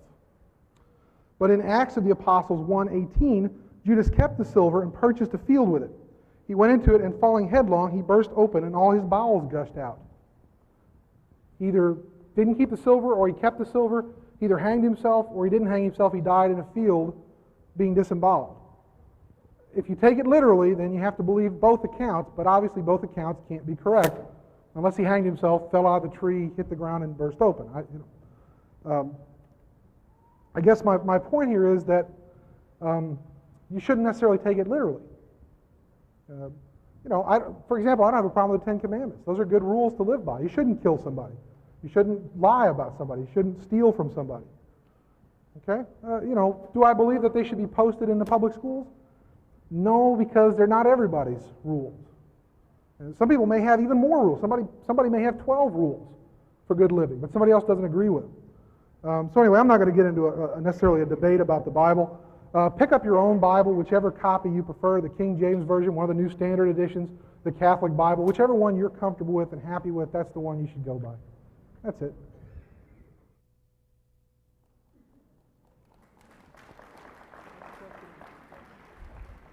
Is my microphone? There it goes. Ooh, oh. Technology is our friend. If evolution is true, why don't we have apes instead of babies? We do. Human beings. This gets to the question of whether or not humans are animals. Some creationists will tell you that we're not animals. We are animals. We eat, we sleep, we reproduce, we defecate, we do all those nasty things we don't like to talk about in public, but by golly, every one of us does them. If that doesn't make us animals, what does? Do we have dominion over the animals? Of course we do. We've got all the power. Give birth to an ape? Well, we can't do that. I've already talked about, chimpanzees are the closest to us genetically, but there's a little problem with the chromosomes. I personally believe that we shared a common ancestor 5 million years ago with chimpanzees. Not that we evolved from chimpanzees, but that we had a common ancestor. The common ancestor probably had 48 chromosomes. And by the way, I'll point out something that Mr. Hovind said earlier about, let me see if I get this. Well, no, I think I'll save that for my closing remarks. Chimpanzees have one extra set of chromosomes. We can't physically reproduce with chimpanzees. One thing I will point out is if we're talking about kinds here, and we have to talk about relatedness, chimpanzees, I said, were 98.2% similar to humans, but gorillas are about 94%, and orangutans are about 92%. Now, if they're all ape kind and they all have one common designer, then why aren't they all equally dissimilar? You see what I'm saying? Why aren't gorillas 98.2% genetically the same as we are? Why are they a little bit different? Because we understand that they evolved at a slightly different time period. Gorillas, in fact, emerged a little bit earlier. Chimps and humans split about 5 million years ago. Gorillas split off about 10 million years ago. Orangutans about 17 million years ago. The fossil record, by the way, agrees with that. We find the fossils in the correct stratigraphic profile, and the dates match up. We find the first orangutans emerging about 17 to 20 million years ago. The first gorillas show up about 10 to 15 million years ago. The first chimpanzees show up between about 5 and 8 million years ago. The first humans show up about 5 million years ago. Anytime you get two lines of evidence, it's not like I'm telling you that geology has the answer or genetics has the answer, but they correlate with each other. Genetically, we see that they're about where they should be in terms of how closely related we are. And the same thing we look at in the fossil record in geology, and we can see that matches up fairly closely. Thank you. All right, thank you.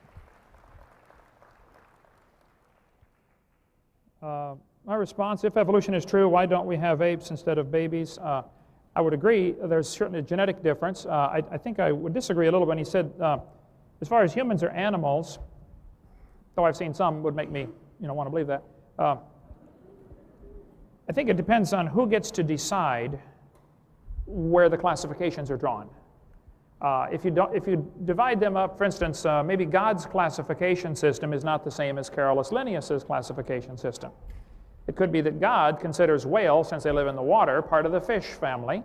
And we've decided to divide them up based on whether they breathe air above water and have milk glands and have hair, et cetera, et cetera. So it goes back to really who gets to decide what the classification divisions are, and then you could change them wherever you want. I would say plants have a body, animals have a body and a consciousness of life, and man has a body and a consciousness of life and a consciousness of God. There's something very different between man and the animals. None of the animals have culture, like music and thoughts, and express their words and their emotions in writing, and pass down this information generation after generation. So I'd say we're very different than the animals. I would not want to do that. Okay, my question, I don't know if it would matter to you, Dr. Hartman. You may not even want to give a response. You certainly can if you want. The question is, where did you get your degree from, and what is it in? I get asked this question a lot, as if usually it's an indication. When someone starts attacking a man personally, which is often what it leads to, these kind of questions, and I'm not saying it is, but often it is, that's an indication they're losing the debate on common sense, logic, and other things, and so they're starting to look for an ad hominem attack on the individual. This is like the Western Union guy comes with a telegram, and you read the telegram, and you don't like what it says, so you shoot the messenger boy. That's what happened. So the question, do you have a PhD? The dictionary definition of PhD is a doctor of philosophy. I went to a small, non-accredited Christian university in Colorado Springs, Patriot University. I earned a Doctor of Philosophy degree. There's their phone number. Call them up if you don't believe me. They have about 400 students. They have about 25 graduates every year. There were 3 graduating that year with me with a PhD in education. My degree's in education. It's from a non-accredited school. I don't argue credentials with anybody. If you don't like to call me Dr. Hovind, call me Kent or Hey You or whatever I don't care, but deal with the issue, okay? The issue is not whether a person has a degree. I worked very hard for my degree. I don't know if other people work hard for theirs or not. But when a person gets to the point where they're attacking you personally, that's an obvious sign they are losing the debate. So keep that thought in mind. Thank you. Well, let me just remind everybody that I didn't ask this question. So, and I don't participate in the ad hominem, I'm not going to attack Dr. Hovind at all. Where did I get my education and what subject? I have a Bachelor's of Arts degree from the University of Missouri, granted in 1990, in anthropology, and I have a PhD, a Doctor of Philosophy, from Texas A&M University, Giga Maggies, right? From 1996, also in anthropology. My dissertation was in archaeology, and it's available, by the way, if you want to look at it, through University of Microfilms. I didn't bring a copy of my diploma, but I have it hanging on my wall if anyone cares to look at it. That's the answer to that question. Oh, my question. Well, I love this question. How, if we evolved from apes, why do we have a consciousness, know what is right and wrong? Some of these are in pencil and they're kind of hard to read. How, if we evolved from apes, why do we have a conscience, know what is right and wrong, and apes do not? I work with apes almost on a daily basis. In fact, I'm on the board of governors for the Little Rock Zoo, and I'm also director of the primate enrichment program. And I didn't know, by the way, I thought this would be a good time to bring this up, that y'all were taking up a collection. We're going to split the money with us. I got a little speaking fee last year when I was here, and I donated the money to the primate enrichment fund at the Little Rock Zoo. So if I get any money tonight, that's where the money's going to go. We use it to buy what we call enrichment items. See, because apes are very similar to humans in terms of their consciousness, in terms of their behavior, in terms of their intelligence. For example, that chimpanzees have been given human intelligence tests and have scored in the low 60s, which is just below normal for human intelligence. I wonder what they would score if they were given an ape intelligence test and what we would score on that test. See, I think they do know right from wrong. I work with these guys on a regular basis. In fact, I encourage you all to come to the zoo, and if you get out there about 9 o'clock or 9:30 in the morning, you'll see the results of this enrichment program. I've got a lot of my students that work with me out there. Let me tell you what behavioral enrichment is. Apes are kind of like humans, mentally. In other words, if you just put one in a cage, and a lot of you may remember the Little Rock Zoo when they used to put the primates in the concrete cages with the bars, and they would sit there and throw feces at you or bang their head against the bars. Think about what you would do if you were locked in solitary confinement and had people come and stare at you all day and throw things at you and spit at you. You'd go crazy. And that's what the apes do. They go crazy. One of the ways we try to overcome that is providing what we call behavioral enrichment. We give them things to do to occupy their minds because they have minds that need to be occupied. We give them toys to play with. We give them, we don't just throw their food to them like we used to do in the old days at the zoo. We put it in puzzle boxes, things they have to manipulate with their hands, figure out with their brain how to get this puzzle open so I can get the food out. I encourage you all to come to Little Rock Zoo between 9 and 9:30 in the morning, go up to the great ape area, and you'll watch the apes come out and get their enrichment items. You'll see them play with it. They use clothing. They use boxes. You know, they can communicate with us using American Sign Language. I had an interesting debate with a linguistics professor one time who said that apes don't understand language. They do simple mimicry. And I said, well, you know, Washu, the chimpanzee, knows 290 signs in American Sign Language. How many words of chimpanzee do you know? Thank you.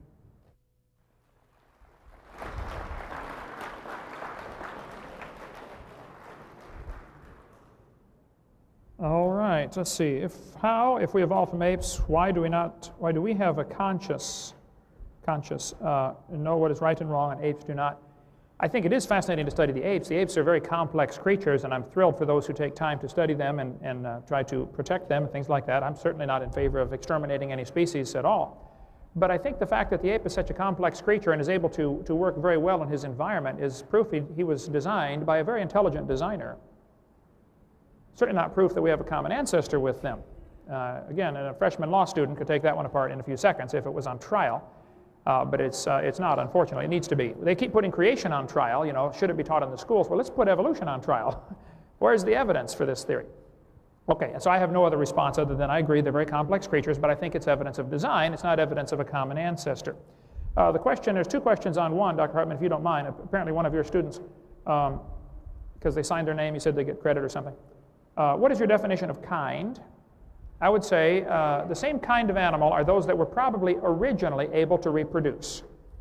In the original created kind, they were able to reproduce, and they may have diversified now because of all sorts of factors, that now they're no longer able to reproduce, but they're probably still recognizable as the same kind as having descended from an animal that was able to reproduce.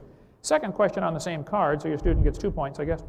Why can't you believe evolution and creation? Can you prove there's a God? Well, I guess you'd have to go back to what is the definition of evolution. If you mean animals produce a totally different kind, well, there's no evidence for that. If you mean can animals produce varieties, well, certainly I believe that. So you'd have to define the word evolution before I could answer that question. As far as could God use evolution, couldn't God have used evolution to get us here? Well, I have several points I'd like to make on that. Number one, that is not the clear teaching of the Bible. I mean, that's pretty obvious. If you want to believe God used evolution, you're certainly welcome to do that. However, that is not what the Bible teaches. Secondly, I have to point out, that would be a retarded God who couldn't make it right first time. I would not worship a God like that, that's for sure.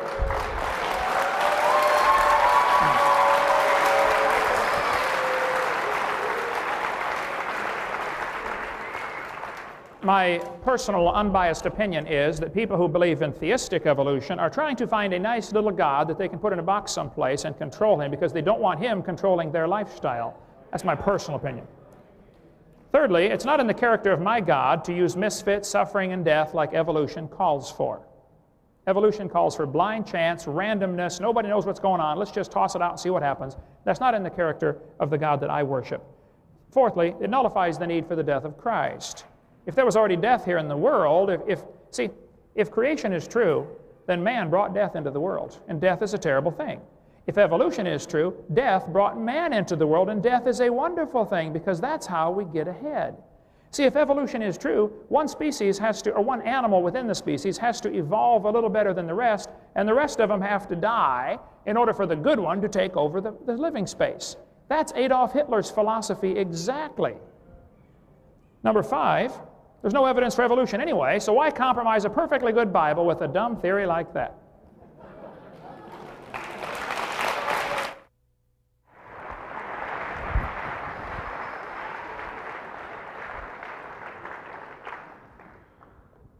I was asked earlier to define macroevolution.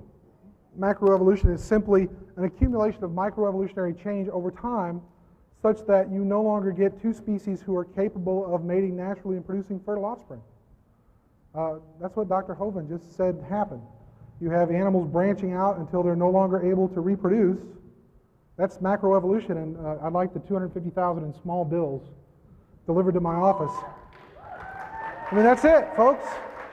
That's our definition of macroevolution. It's the definition that's in all the science textbooks. That's macroevolution in a nutshell. You get enough accumulated microevolutionary changes until you can't have two species mating and producing the same kind of animal anymore. That's it. In fact, I put the chart up there and I explained it to you. That's what it is. Why can't you believe evolution and creationism? I don't see why you can't. I don't think that if you're a theistic evolutionist or whatever term you want to call them, that you're necessarily putting God in a box, trying to control God. I think it's people that are trying to figure out a way that they can merge their faith, their belief, their notion of spirituality with what their eyes and their mind tells them, what we observe about the natural order of the world. You know, there has to be a way. If I believe, and I'm using the I rhetorically, if I believe there's a God, but I also understand that evolution is the way things work, then I'm going to try and put the two things together, and I don't think they have to be mutually exclusive. Can you prove there is a God? You know, I wouldn't try to make such an offer, but you know, the offer, the $250,000 offer, you could just as easily twist it around and say, I'll offer anybody in the room $250,000 if they can offer me proof that God exists to my satisfaction, because that's what Mr. Hovind is saying. You have to prove it to my satisfaction in order for me to give you the money. Well, again, I'll ask what his criteria are. Well, proving all five of those literally means you do have to create a new universe, because that's the first step in his list of things that you have to prove. If I could create a new universe, I would be like a god. And evolution doesn't teach us that we're trying to be gods. We're just trying to be people. Thank you. Okay, my question here was asked, what about the geologic column? Discuss the significance or lack of it to the layers of geologic formation. The geologic column was invented in the 1830s by many people. Charles Lyell's the primary culprit. Each layer was given a different name and age and an index fossil. I taught earth science for 15 years. The geologic column is the Bible for the evolutionist. It only exists one place in the world, and that is in the textbooks. There is no geologic column. They know that, those who study it. This author said, if there were a column of sediments, unfortunately, no such column exists. There is no geologic column. There are many layers to the earth, that's true, but those all formed during one big flood in the days of Noah. The fact that you can prove this because in between these layers there are seldom, if ever, found any erosion marks. Now, don't you think if that layer sat there for 10 million years waiting for the next one to be laid down, there'd be a little bit of rain? Plus, where did the next layer come from? But from further sediments, which indicates more water moving. So, of course, there'd be erosion marks. There aren't erosion marks between these layers. The geologic column is a hoax. It doesn't exist. It's based on circular reasoning. I go through that on my videotape number 4 for 30 minutes about the geologic column. The layers are not different ages. They cannot be. And it's all based on circular reasoning. I prove all that from lots of quotes on video number 4. Let me get to one more point in my last minute. It's all dated by index fossils. Get up here. Oh, right here. No. All over the world, petrified trees are found standing straight up. They're running through multiple rock layers. Now, these rock layers are dated at vastly different ages. They'll say this layer is 10 million years older than the one, above it, and yet we find petrified trees standing up in the vertical position. Sometimes petrified trees are upside down, running through many rock layers. Those rock layers all had to be laid down in a big flood. The tree didn't stand there for millions of years waiting for the mud to form around it. Mount St. Helens is producing the exact same phenomena right now from the thousands of trees that were blown into Spirit Lake back in 1980. They're being buried standing up. None of them grew there. And it's going to look like a miniature geologic column someday. And it happened because of a flood. So the geologic column, it's tragic that this is taught to students in school as if it's some kind of fact when it's absolutely not. It's a bunch of baloney. We cover that in video number 4 and also on my website. Thank you.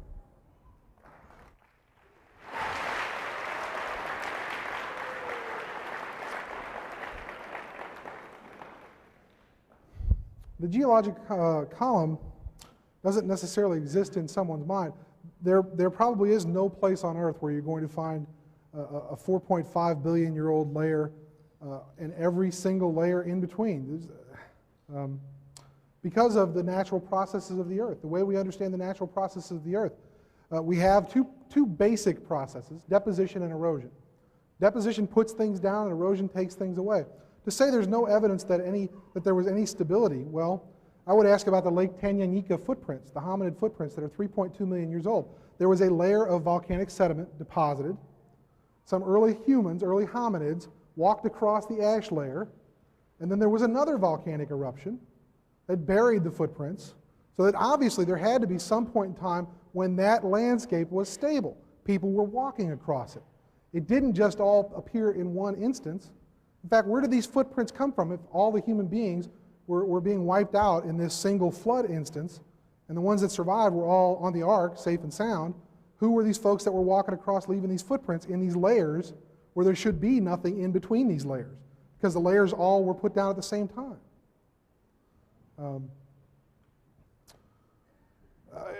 In terms of finding things like trees in the geologic column, we find all kinds of unusual things in the geologic column. It's because the Earth is not static. It moves around a lot. In fact, if you want to understand stratigraphy, which is the science, the study of the layers of the Earth, and you'll learn this in geology class, you have to understand that we talk about layers being deposited, the oldest ones first, kind of like building a layer cake. You put the first layer of cake on, put a little icing on it, put the next layer on top. Which one was there first? The one at the bottom. But we also talk about that in a conformable sequence. That means where there hasn't been any evidence of earthquakes or volcanism or things where things get shifted around, things get mixed up. That's quite common, and you have to be able to read the Earth. I have to stop there, but thank you. Oh, I guess I have the next question. This one says, Mr. Hartman, why do you think people should have more than one religion? And if you read the Bible, why do you teach evolution? I mean, the answer is clear, black and white. I don't think people should have more than one religion. I think you should have whatever religious beliefs you're comfortable with. Religious beliefs, lack of religious beliefs. I'm not going to dictate to you how you should believe, whether you should not believe. That's why I don't stand up here and tell you that if you accept evolution, you must reject God, any more than I will say, if you accept God, you must automatically reject evolution. If you read the Bible, why do you teach evolution? I mean, the answer is clear, black and white. Boy, not everybody reads the Bible. What do we do with those people? We just tell them they're wrong. They're all going to hell, by the way, even though they may never have seen a Bible. What do we do about all the people that died before the Bible was written, or while it was being written, before they had a chance to read it? Where are they right now? We're just going to automatically, off the cuff, condemn these people. Well, I don't think we can do that. I don't think that, you should necessarily say, okay, this is my religious belief, and it should be yours because I'm right. And that's the only basis for this, because the Bible is a book of faith, right? You believe it or you don't believe it. If you believe it, well, great, good for you. How many different versions of the Bible are there? Just one? Oh, I don't think so. There are different interpretations. My Catholic Bible, when I was growing up, has extra books in it. The books of the Apocrypha. I'm sorry? Heresy. Okay. Now I'm going to be heckled. Thank you. I appreciate that. Talk about ad hominem attacks, right?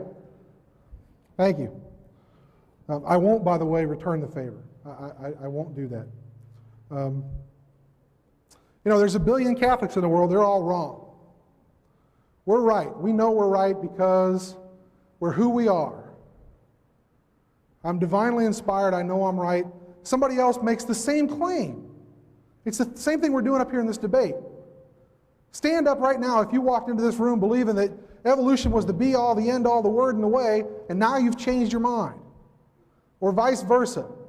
I'm a Bible-thumping Christian, by golly, but you know what? I'm going to throw my Bible in the trash can because I don't believe it anymore. Did we change anybody's minds that radically tonight? not going to happen. I could be standing up here, an audience of Baptists, an audience of Presbyterians. I've given debates and lectures to Unitarian churches, to Catholic churches, to Lutheran churches. I listened. During the break, I had a gentleman come up and tell me that, basically I was misguided, I was evil, I had these evil followers. I don't know where that, but he loved me. He said, but I love you. You're evil, you're a bad fellow, you're teaching our children all these bad things, but I love you. Well, I appreciate that. Thank you.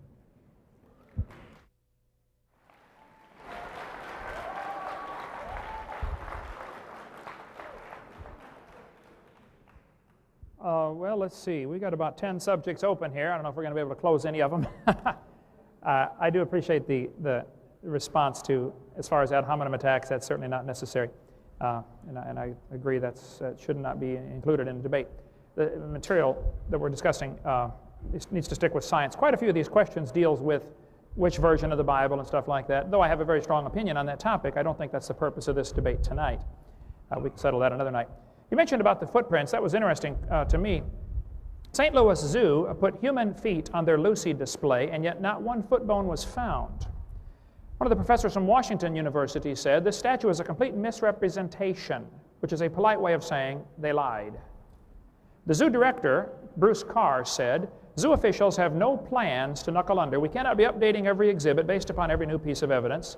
We look at the overall exhibit and the impression it creates. We think the overall impression this exhibit creates is correct. I know what impression they're trying to get across, too. They're trying to impress the kids with the idea that they've got evidence for evolution when they really don't. The footprints you referred to found in the ash, it's interesting how they date that ash, by the way. We've got a long answer to that on videotape number 7, my question answer. And somebody mentioned they came during the break and said, you're just in this for the money. Well, I'll tell you what, I don't charge anything for my seminars. I have produced videotapes for 10 years that are not copyrighted. Anybody can get them and copy them and return them and get their money back. Show me any evolutionist that does the same thing, would you please? These footprints found in the ash, they said here are 3.75 million years old, but they're perfectly normal human footprints. They even said in National Geographic, the footprints are described as remarkably similar to those of modern man. The form of his foot was exactly the same as ours. Weight-bearing pressure patterns in the prints resemble human ones. Footprints so very much like our own. And yet on the cover of National Geographic, they put dark-skinned, ape-like creatures. Here's a case where they find 0 bones and create a missing link from footprints. Now, if the footprints are exactly like ours, how would you know it's dark-skinned and ape-like? Secondly, why did they put a toe separation if it's exactly like ours? This is propaganda, folks. This is not for education. This is propaganda and ought to be removed from the books.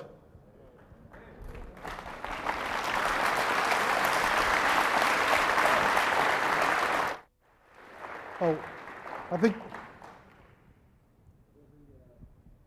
one more. I need my mic on. There'll be one more question from each gentleman, and then we'll have the closing remarks after that. So one more question each. Can we and take then, like a 2-minute break before the closing remarks? Sure, we can. Because I want to get some more water. Good.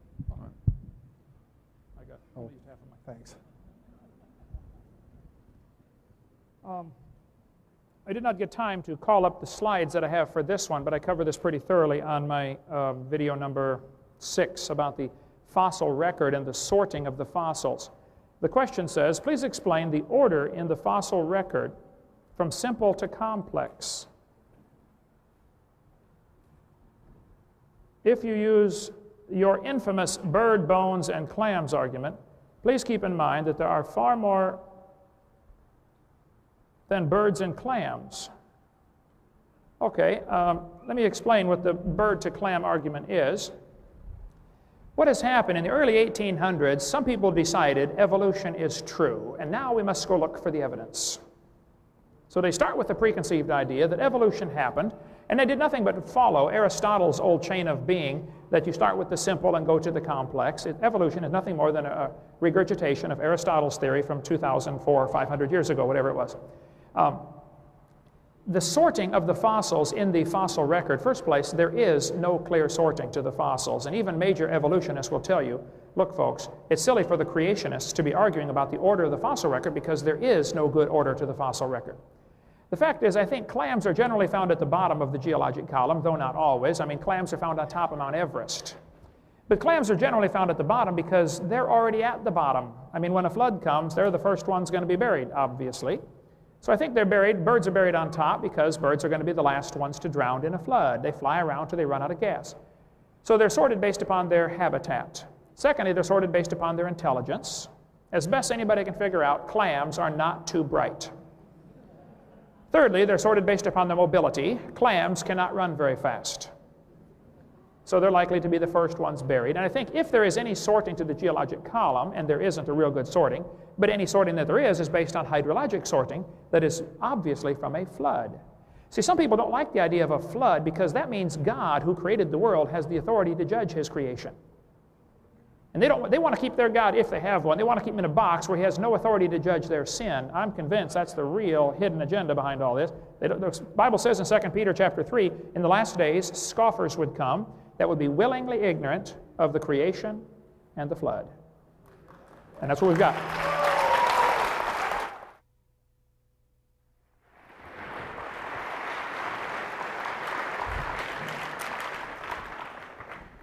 Well, first of all, if there's no order, then there can be no sorting, so that the clams wouldn't be at the bottom because they were stupid and the birds at the top because they were smart enough to fly away from it. They would be all mixed up. You wouldn't find the dumb animals at the bottom and the smart animals at the top. You simply would find everything all mixed up. The rest of the question, which I don't think Mr. Hovind got to, it's difficult to read, admittedly. If you use your infinite bird and bones and clams arguments, please keep in mind that there are far more than birds and clams, and explain why the lighter, less dense creatures are near the bottom. Well, you know, if the dinosaurs got caught in the flood, and you know, maybe Noah did take 2 of each kind of dinosaur, 2 dinosaur kind, but the rest of them certainly got wiped out in the flood. They're heavy. Shouldn't they sink to the bottom? Heavy things sink to the bottom when they drown. Bodies sink to the bottom until they start to decompose and they bloat and they float back up. So why wouldn't you find everything that just sort of settled to the bottom? These things sort of settle out and they get all mixed up when they settle out. Interesting note, the single catastrophic event. You know, we brought up the fact earlier that in the Bible it claims that the earth is flat. You're also talking about a culture, when the Bible was written, or at least parts of it were written, who lived in fertile river valleys. And to them, catastrophic events were floods. So it was natural for them to write about floods. It's interesting that you don't find cultures that live in the desert necessarily writing about floods in their creation stories. They write about other kinds of creation. The Australian Aborigines, for example, who live in a desert, they talk about how the ancestors sang the world into creation. It's a really beautiful story. If you're not familiar with it, you should read it. Because I don't just read, you know, the biblical creation stories. I read lots of different creation stories. I don't necessarily agree with all of them.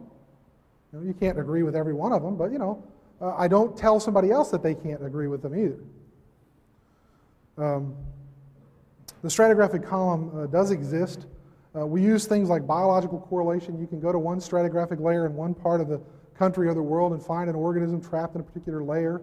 And you go to another part and you can find another fossil, the same kind of animal, oh, I have to stop now, in the same stratigraphic profile. Take a geology class. Monkeys, where do women evolve from? Well, that's a good question. Let me bring up Lucy and her kind, her kin, her kith and kin. We talk about we don't have any bones from Lucy's foot, but Lucy's not the only Australopithecus afarensis, to use the genus and species, that we found. In fact, we have, you know, a number of them, including a group of 13 individuals that we found, and we do have foot bones from them. And this is just a comparison of a chimpanzee foot, an Australopithecine foot, not necessarily Lucy's foot, okay, but one of her species, and a human foot. And to talk about the fact that the footprints are fake because they're modern human footprints, this is an outline of one of the footprints at Lake Tolly, and it is clearly not a modern human footprint. It is what we would consider a transitional footprint. If an ape footprint, apes have opposable big toes, not unlike our thumbs. They're not exactly the same. Apes have slightly longer fingers and slightly shorter thumbs, but they're opposable. And believe me, you go to the zoo and you can watch, chimpanzees can climb the heck out of trees. They got 4 hands, essentially, right? So they have an opposable big toe. Humans don't. We're bipedal creatures. We walk upright. We have a big toe that's in line with the rest of our toes. The soldiers all line up in perfect order. In fact, I'll tell you all to do an experiment tonight. When you get up and walk around, feel the weight of your body and how it's distributed on your feet. One of the reasons why that big toe is where it is because it's a major balance point. If you lose your little toe in an accident, get it cut off, you don't have to necessarily learn how to walk all over again. It might be difficult, while it's sore, but if you lose your big toe, and my nephew had a lawnmower accident, he lost his big toe to a lawnmower, it took him several months of recuperation and therapy to learn how to walk again because he lost a major balance point. That's what we use it for. Okay? The footprint of the Australopithecines that lived about 3 million years ago, which is about halfway in between when we think humans first emerged and today, has a foot that is transitional. Here are the bones, and here's an outline of the footprint. This is an outline of the Laetoli footprint with the bones superimposed so you can see how it fits together. The big toe is off at an angle. It's not opposable like you would expect to see an ape footprint. It's not straight in a line like you would expect to see a modern human footprint. Okay? It is what we call a divergent big toe. It's off at a slight angle. Now, if I'm going to tell you that in evolutionary terms, we transitioned, we went from a quadruped, an ape-like creature that had opposable big toes, to a bipedal human-like creature that doesn't have an opposable big toe, the transition has to be somewhere in the middle. It can't be fully opposable and it can't be in a straight line. It's somewhere in between, and that's, by golly, what we see here, somewhere in between. And I'll stop there. Would you like me to leave this up, or? Yes, if you don't mind, that would be great. There are two books we have on our table over here that deal with this subject. One is called Bones of Contention, which goes through the information about the Lucy, the Australopithecines. The one that was labeled Lucy in National Geographic 1985 was not Lucy's knee, at least, was not Lucy's knee at all. Donald Johanson let that one slide by. I've got, I think, all of Donald's books at home.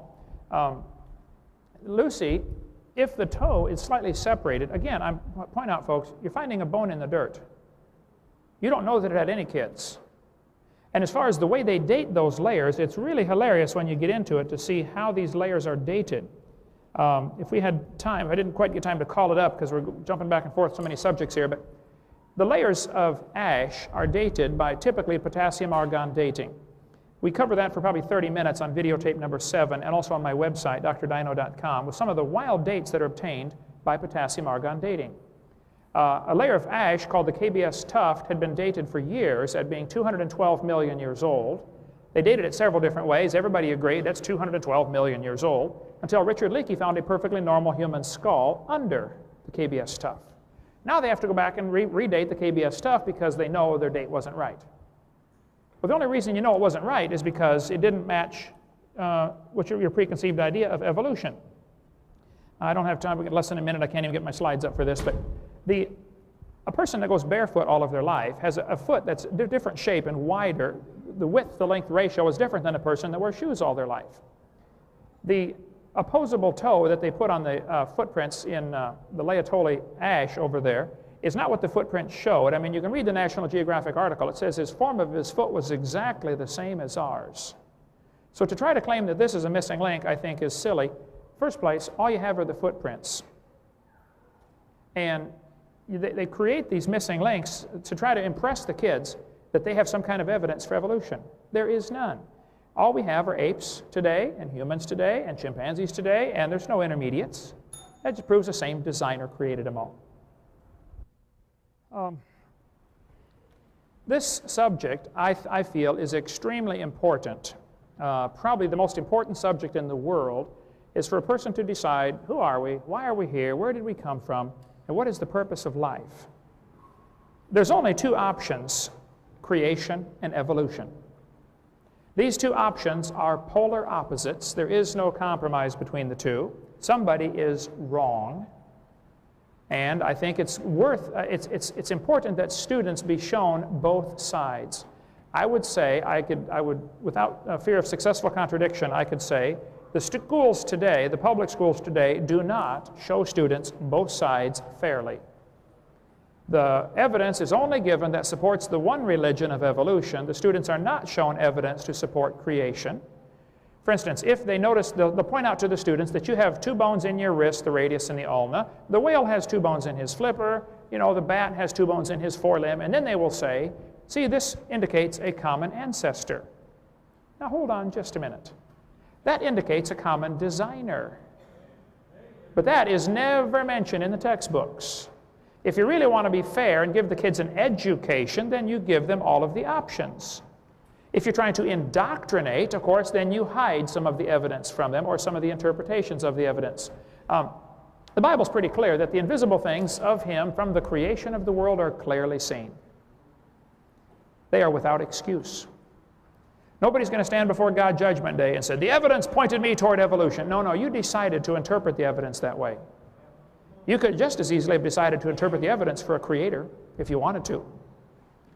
Some people don't like the idea that God created the world because that means there might be some accountability, there might be some rules, you know, thou shalt not commit adultery or thou shalt not steal or something like that. And I'm not saying that every person who believes in evolution is wicked, but I've met an awful lot of people who like the theory because it justifies their lifestyle. I've met an awful lot of folks like that. Look, if I was going to invent a God, I would not invent one that tells me I can't do certain things that I like to do.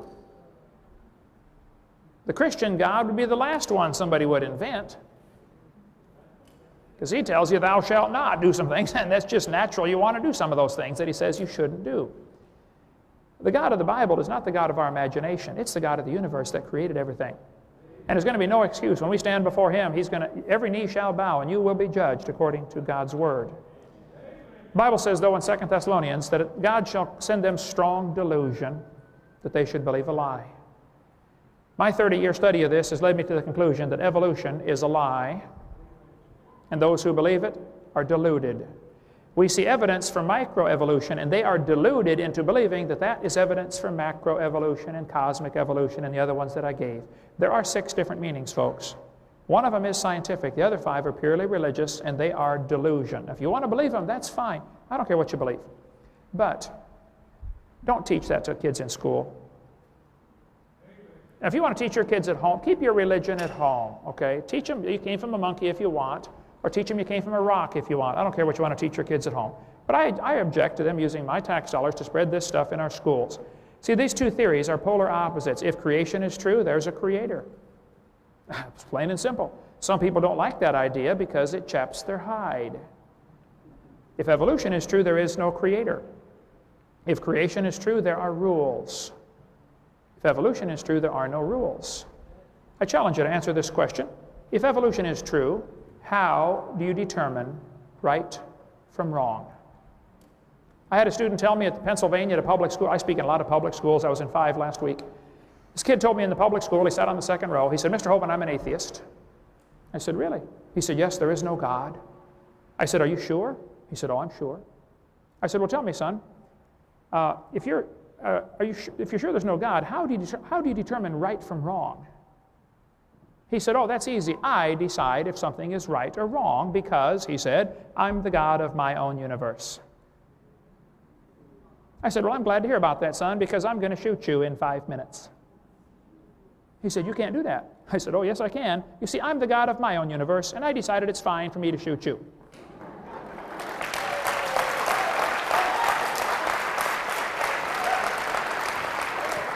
Now, one professor was getting pretty upset in a debate I did one time, and he said, there are no absolutes. I said, are you absolutely sure? Think about it, okay? Yes, there are absolutes. Thus saith the Lord. And some people don't like that absolute. But see, evolution is a nice way to get by with saying there are no rules. There's no standard for right and wrong. If creation is true, there's a purpose to life. You're made in God's image. But if evolution is true, there really is no purpose to life. You might as well have fun. If it feels good, do it. Get all the gusto you can get. You only go around once, you know. The humanist philosophies that stem from evolution are frightening. I cover in video number 5 how that evolution is the foundation for communism and socialism and Marxism. Adolf Hitler was a strong believer in evolution and was simply fulfilling what the theory teaches. The strongest should survive, the weaker should be eliminated for the good of the species. He was acting out what evolution really teaches. If creation is true, then man's a fallen creature. He needs a savior. But if evolution is true, you don't need a savior. Saved from what? There's no such thing as sin. That's why the devil gets people to believe this theory, so they won't come to the Savior. He hates you. He wants you to go to hell. God loves you. He wants you to come to heaven. If creation is true, then man brought death into the world. If evolution is true, death brought man into the world. Death is the hero of the plot for evolution. They don't talk about it much, but that's the way it has to work. One animal has to evolve characteristics that are a little bit better, and the rest of them have to die, folks. Death is how we get ahead. Charles Darwin said so in his book. Thus, from the war of famine and death, and I forget the exact quote, but I've got it here. He said, the most advanced species, are the most important thing we're capable of conceiving, the advancement of higher animals, directly follows. Some words to that effect. Charles Darwin was convinced that death and suffering and war and famine was a wonderful thing because that's how we get ahead. I quote that in detail in my video number 4. If creation is true, there's an afterlife. God not only made you, He made you for a purpose. Now, if you don't want to do what He says, that's your business. But you'll stand before Him one day, and so will I. If evolution is true, there absolutely is no afterlife. You just get recycled into a worm or a plant. If creation is true, you can actually know the future. Not with evolution. No hope.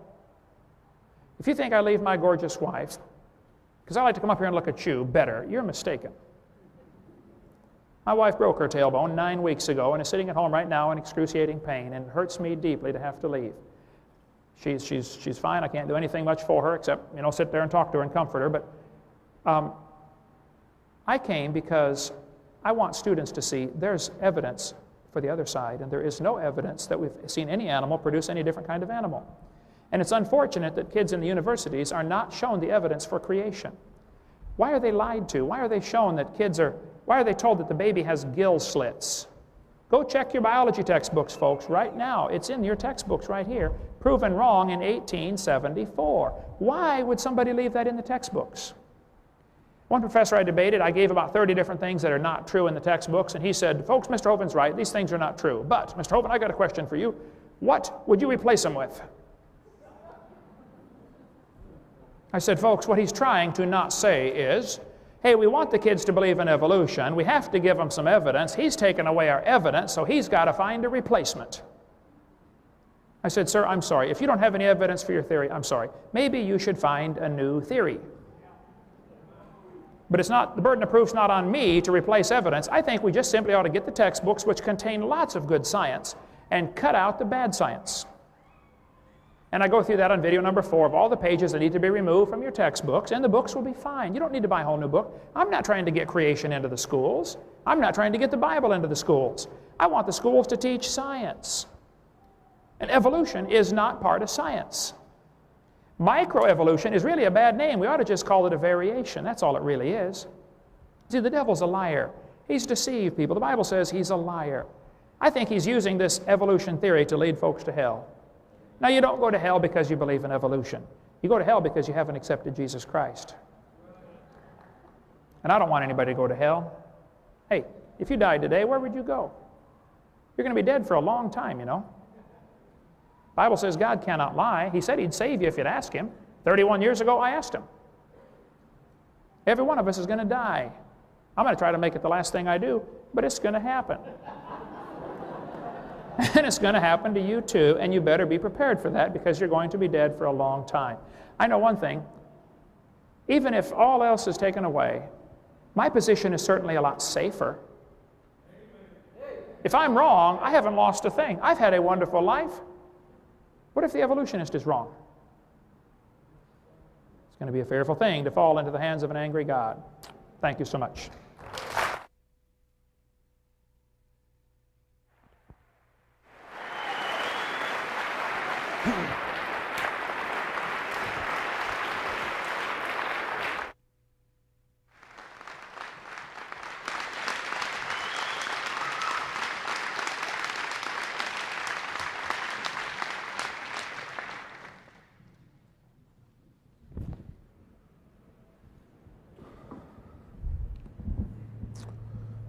Purpose to life. Well, let me start with that. Purpose to life. Dr. Hovind started out earlier this evening talking about humans having a basic desire to understand things, where we came from, how we came to be. why we are where we are. We all have a curious nature, don't we? I mean, human beings are curious if nothing else. I mean, if we weren't, we wouldn't be doing half the things that we're doing. What purpose to life does evolution offer us? Well, it offers us a chance to learn where we came from, how we came to be, what we're doing here. No morals. Evolution doesn't really discuss morals or not. That's a question for society. What would happen if Dr. Hovind decided that I'm going to murder you in 5 minutes? Would all of you just stand here and let him do it because that's his personal belief and he believes that that's right? Society doesn't allow that. Society sets rules. There are lots of societies that aren't based on the Christian faith that have lots of moral rules. People understand right from wrong whether it's dictated to them in a religious doctrine or not. We have to have rules if we're going to live in a society. Don't we? See, if you look at, I also teach about different cultures in the anthropology department. If you look at a hunting and gathering society, a small group of people, 25 people, living together in a certain area, and they sort of wander around the landscape hunting and gathering for a living, they don't have a whole lot of rules because there's only 25 of them. 25 people, they all know each other. They all know if you screw up. They know if you took it into your own mind to murder somebody else. They're not going to let you get away with it. But what happens when society starts to grow? There are more and more and more of us. How many people do you think are in this room right now? 100, 200 people? Could we all get along the same way? We have to set down some kind of rules. How many people in here have ever broken a law in your life? Raise your hand if you've ever. Speed limit. That's a law. That's wrong, folks. But, you didn't get caught. Or maybe you did get caught and you had to pay a little fine. How many people have ever murdered somebody in here? Raise your hand if you've committed murder. Well, nobody's going to raise their hand because the rest of us are going to turn around and go, they did it. It's because we as a society decide what rules we're going to live by, what rules we're going to have to obey. And there are sort of minor rules and major rules. You have to understand how society functions, how culture functions. Culture didn't just appear overnight either. It's evolved. Lots of the great state-level societies, the Western world is included in this, have rules that are based on religious doctrines. The Egyptians had rules. The Aztecs had rules.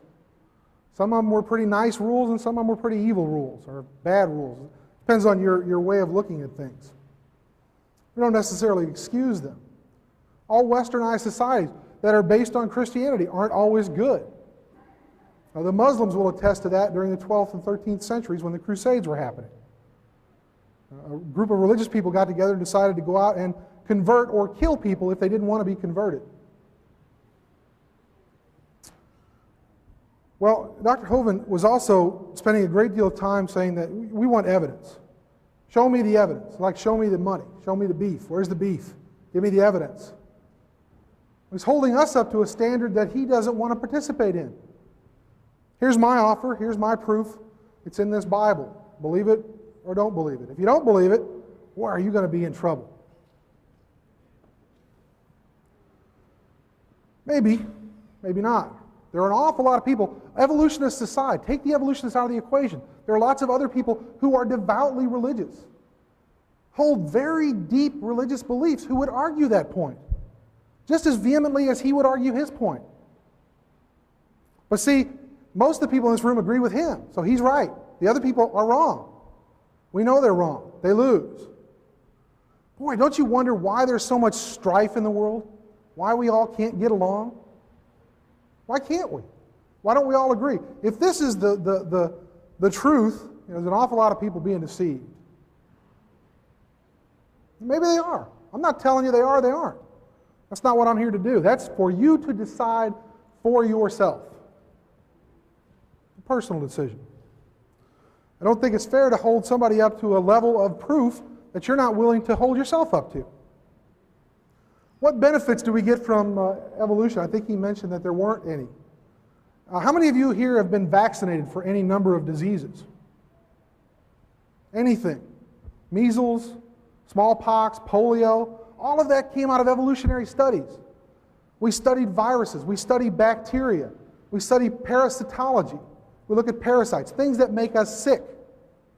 And we come up with ways to combat them that are a direct result of evolutionary studies. We understand how these things came to be, how they live. Viruses are weird little creatures. We're not really sure if they're alive or not. They're sections of DNA, they're fragments of DNA that invade your cells, right? Like the flu virus. And it does weird things to your cells, and we have to figure out a way to combat it. How many of you had a flu shot this year? I had one. I have to get one if I work at the zoo. Anybody get the flu regardless of having the flu shot? Because there are different strains of flu out there. And they're evolving. They're constantly new ones. They're becoming resistant to our antibiotics. If you go to the doctor and they put you on antibiotics, the next time you go, they can't put you on the same ones because the virus that you may have may be resistant to that. That's evolution.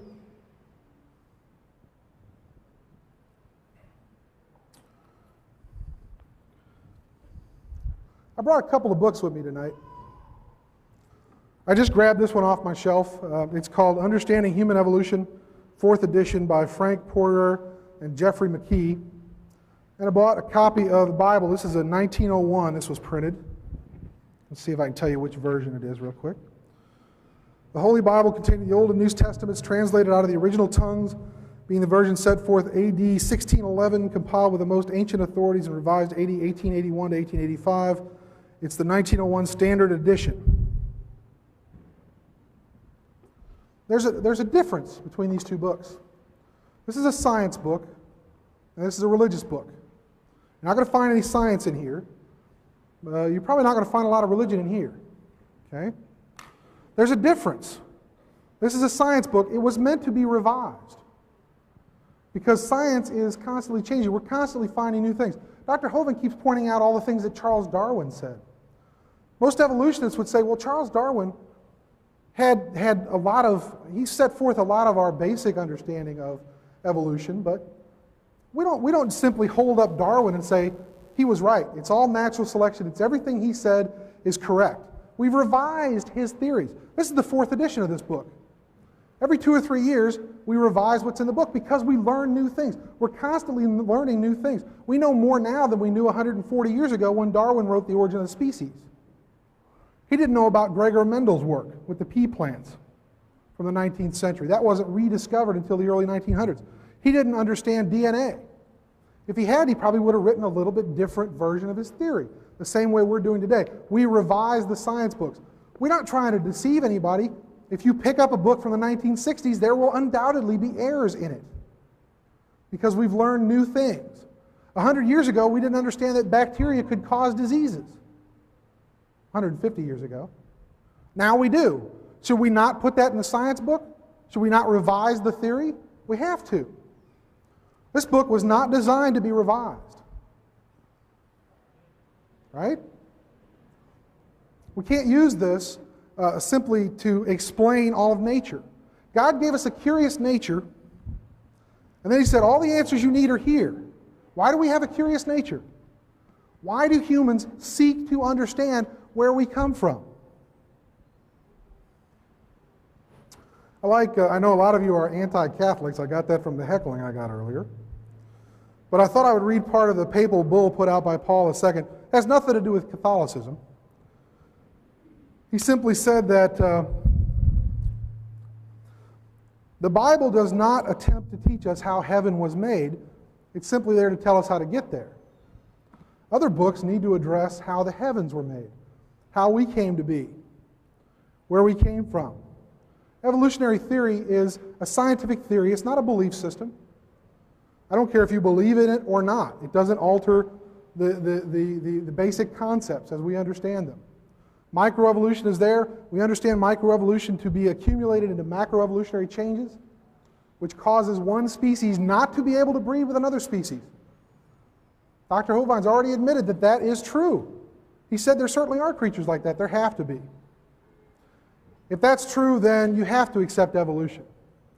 Now, whether or not you choose to accept the Bible as well, that's your business. I have to stop now. Thank you very much. I appreciate your time, and I appreciate you inviting me.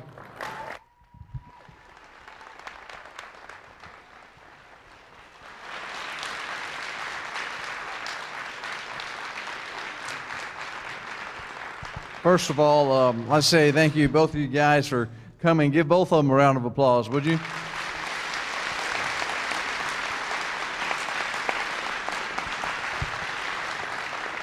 The primary reason for Heritage Baptist Temple holding this debate is not to get you just to believe in creation, but it's that you'll be saved. And you know what? If you're not saved, not only will you not make heaven, but you're missing a great life that God has for you. Our desire is not that we're putting our thumb on you and making you feel ignorant and making you feel strange, but our desire is, hey, we know what it means to be saved and what a blessing it is. So why don't you just look to the truth?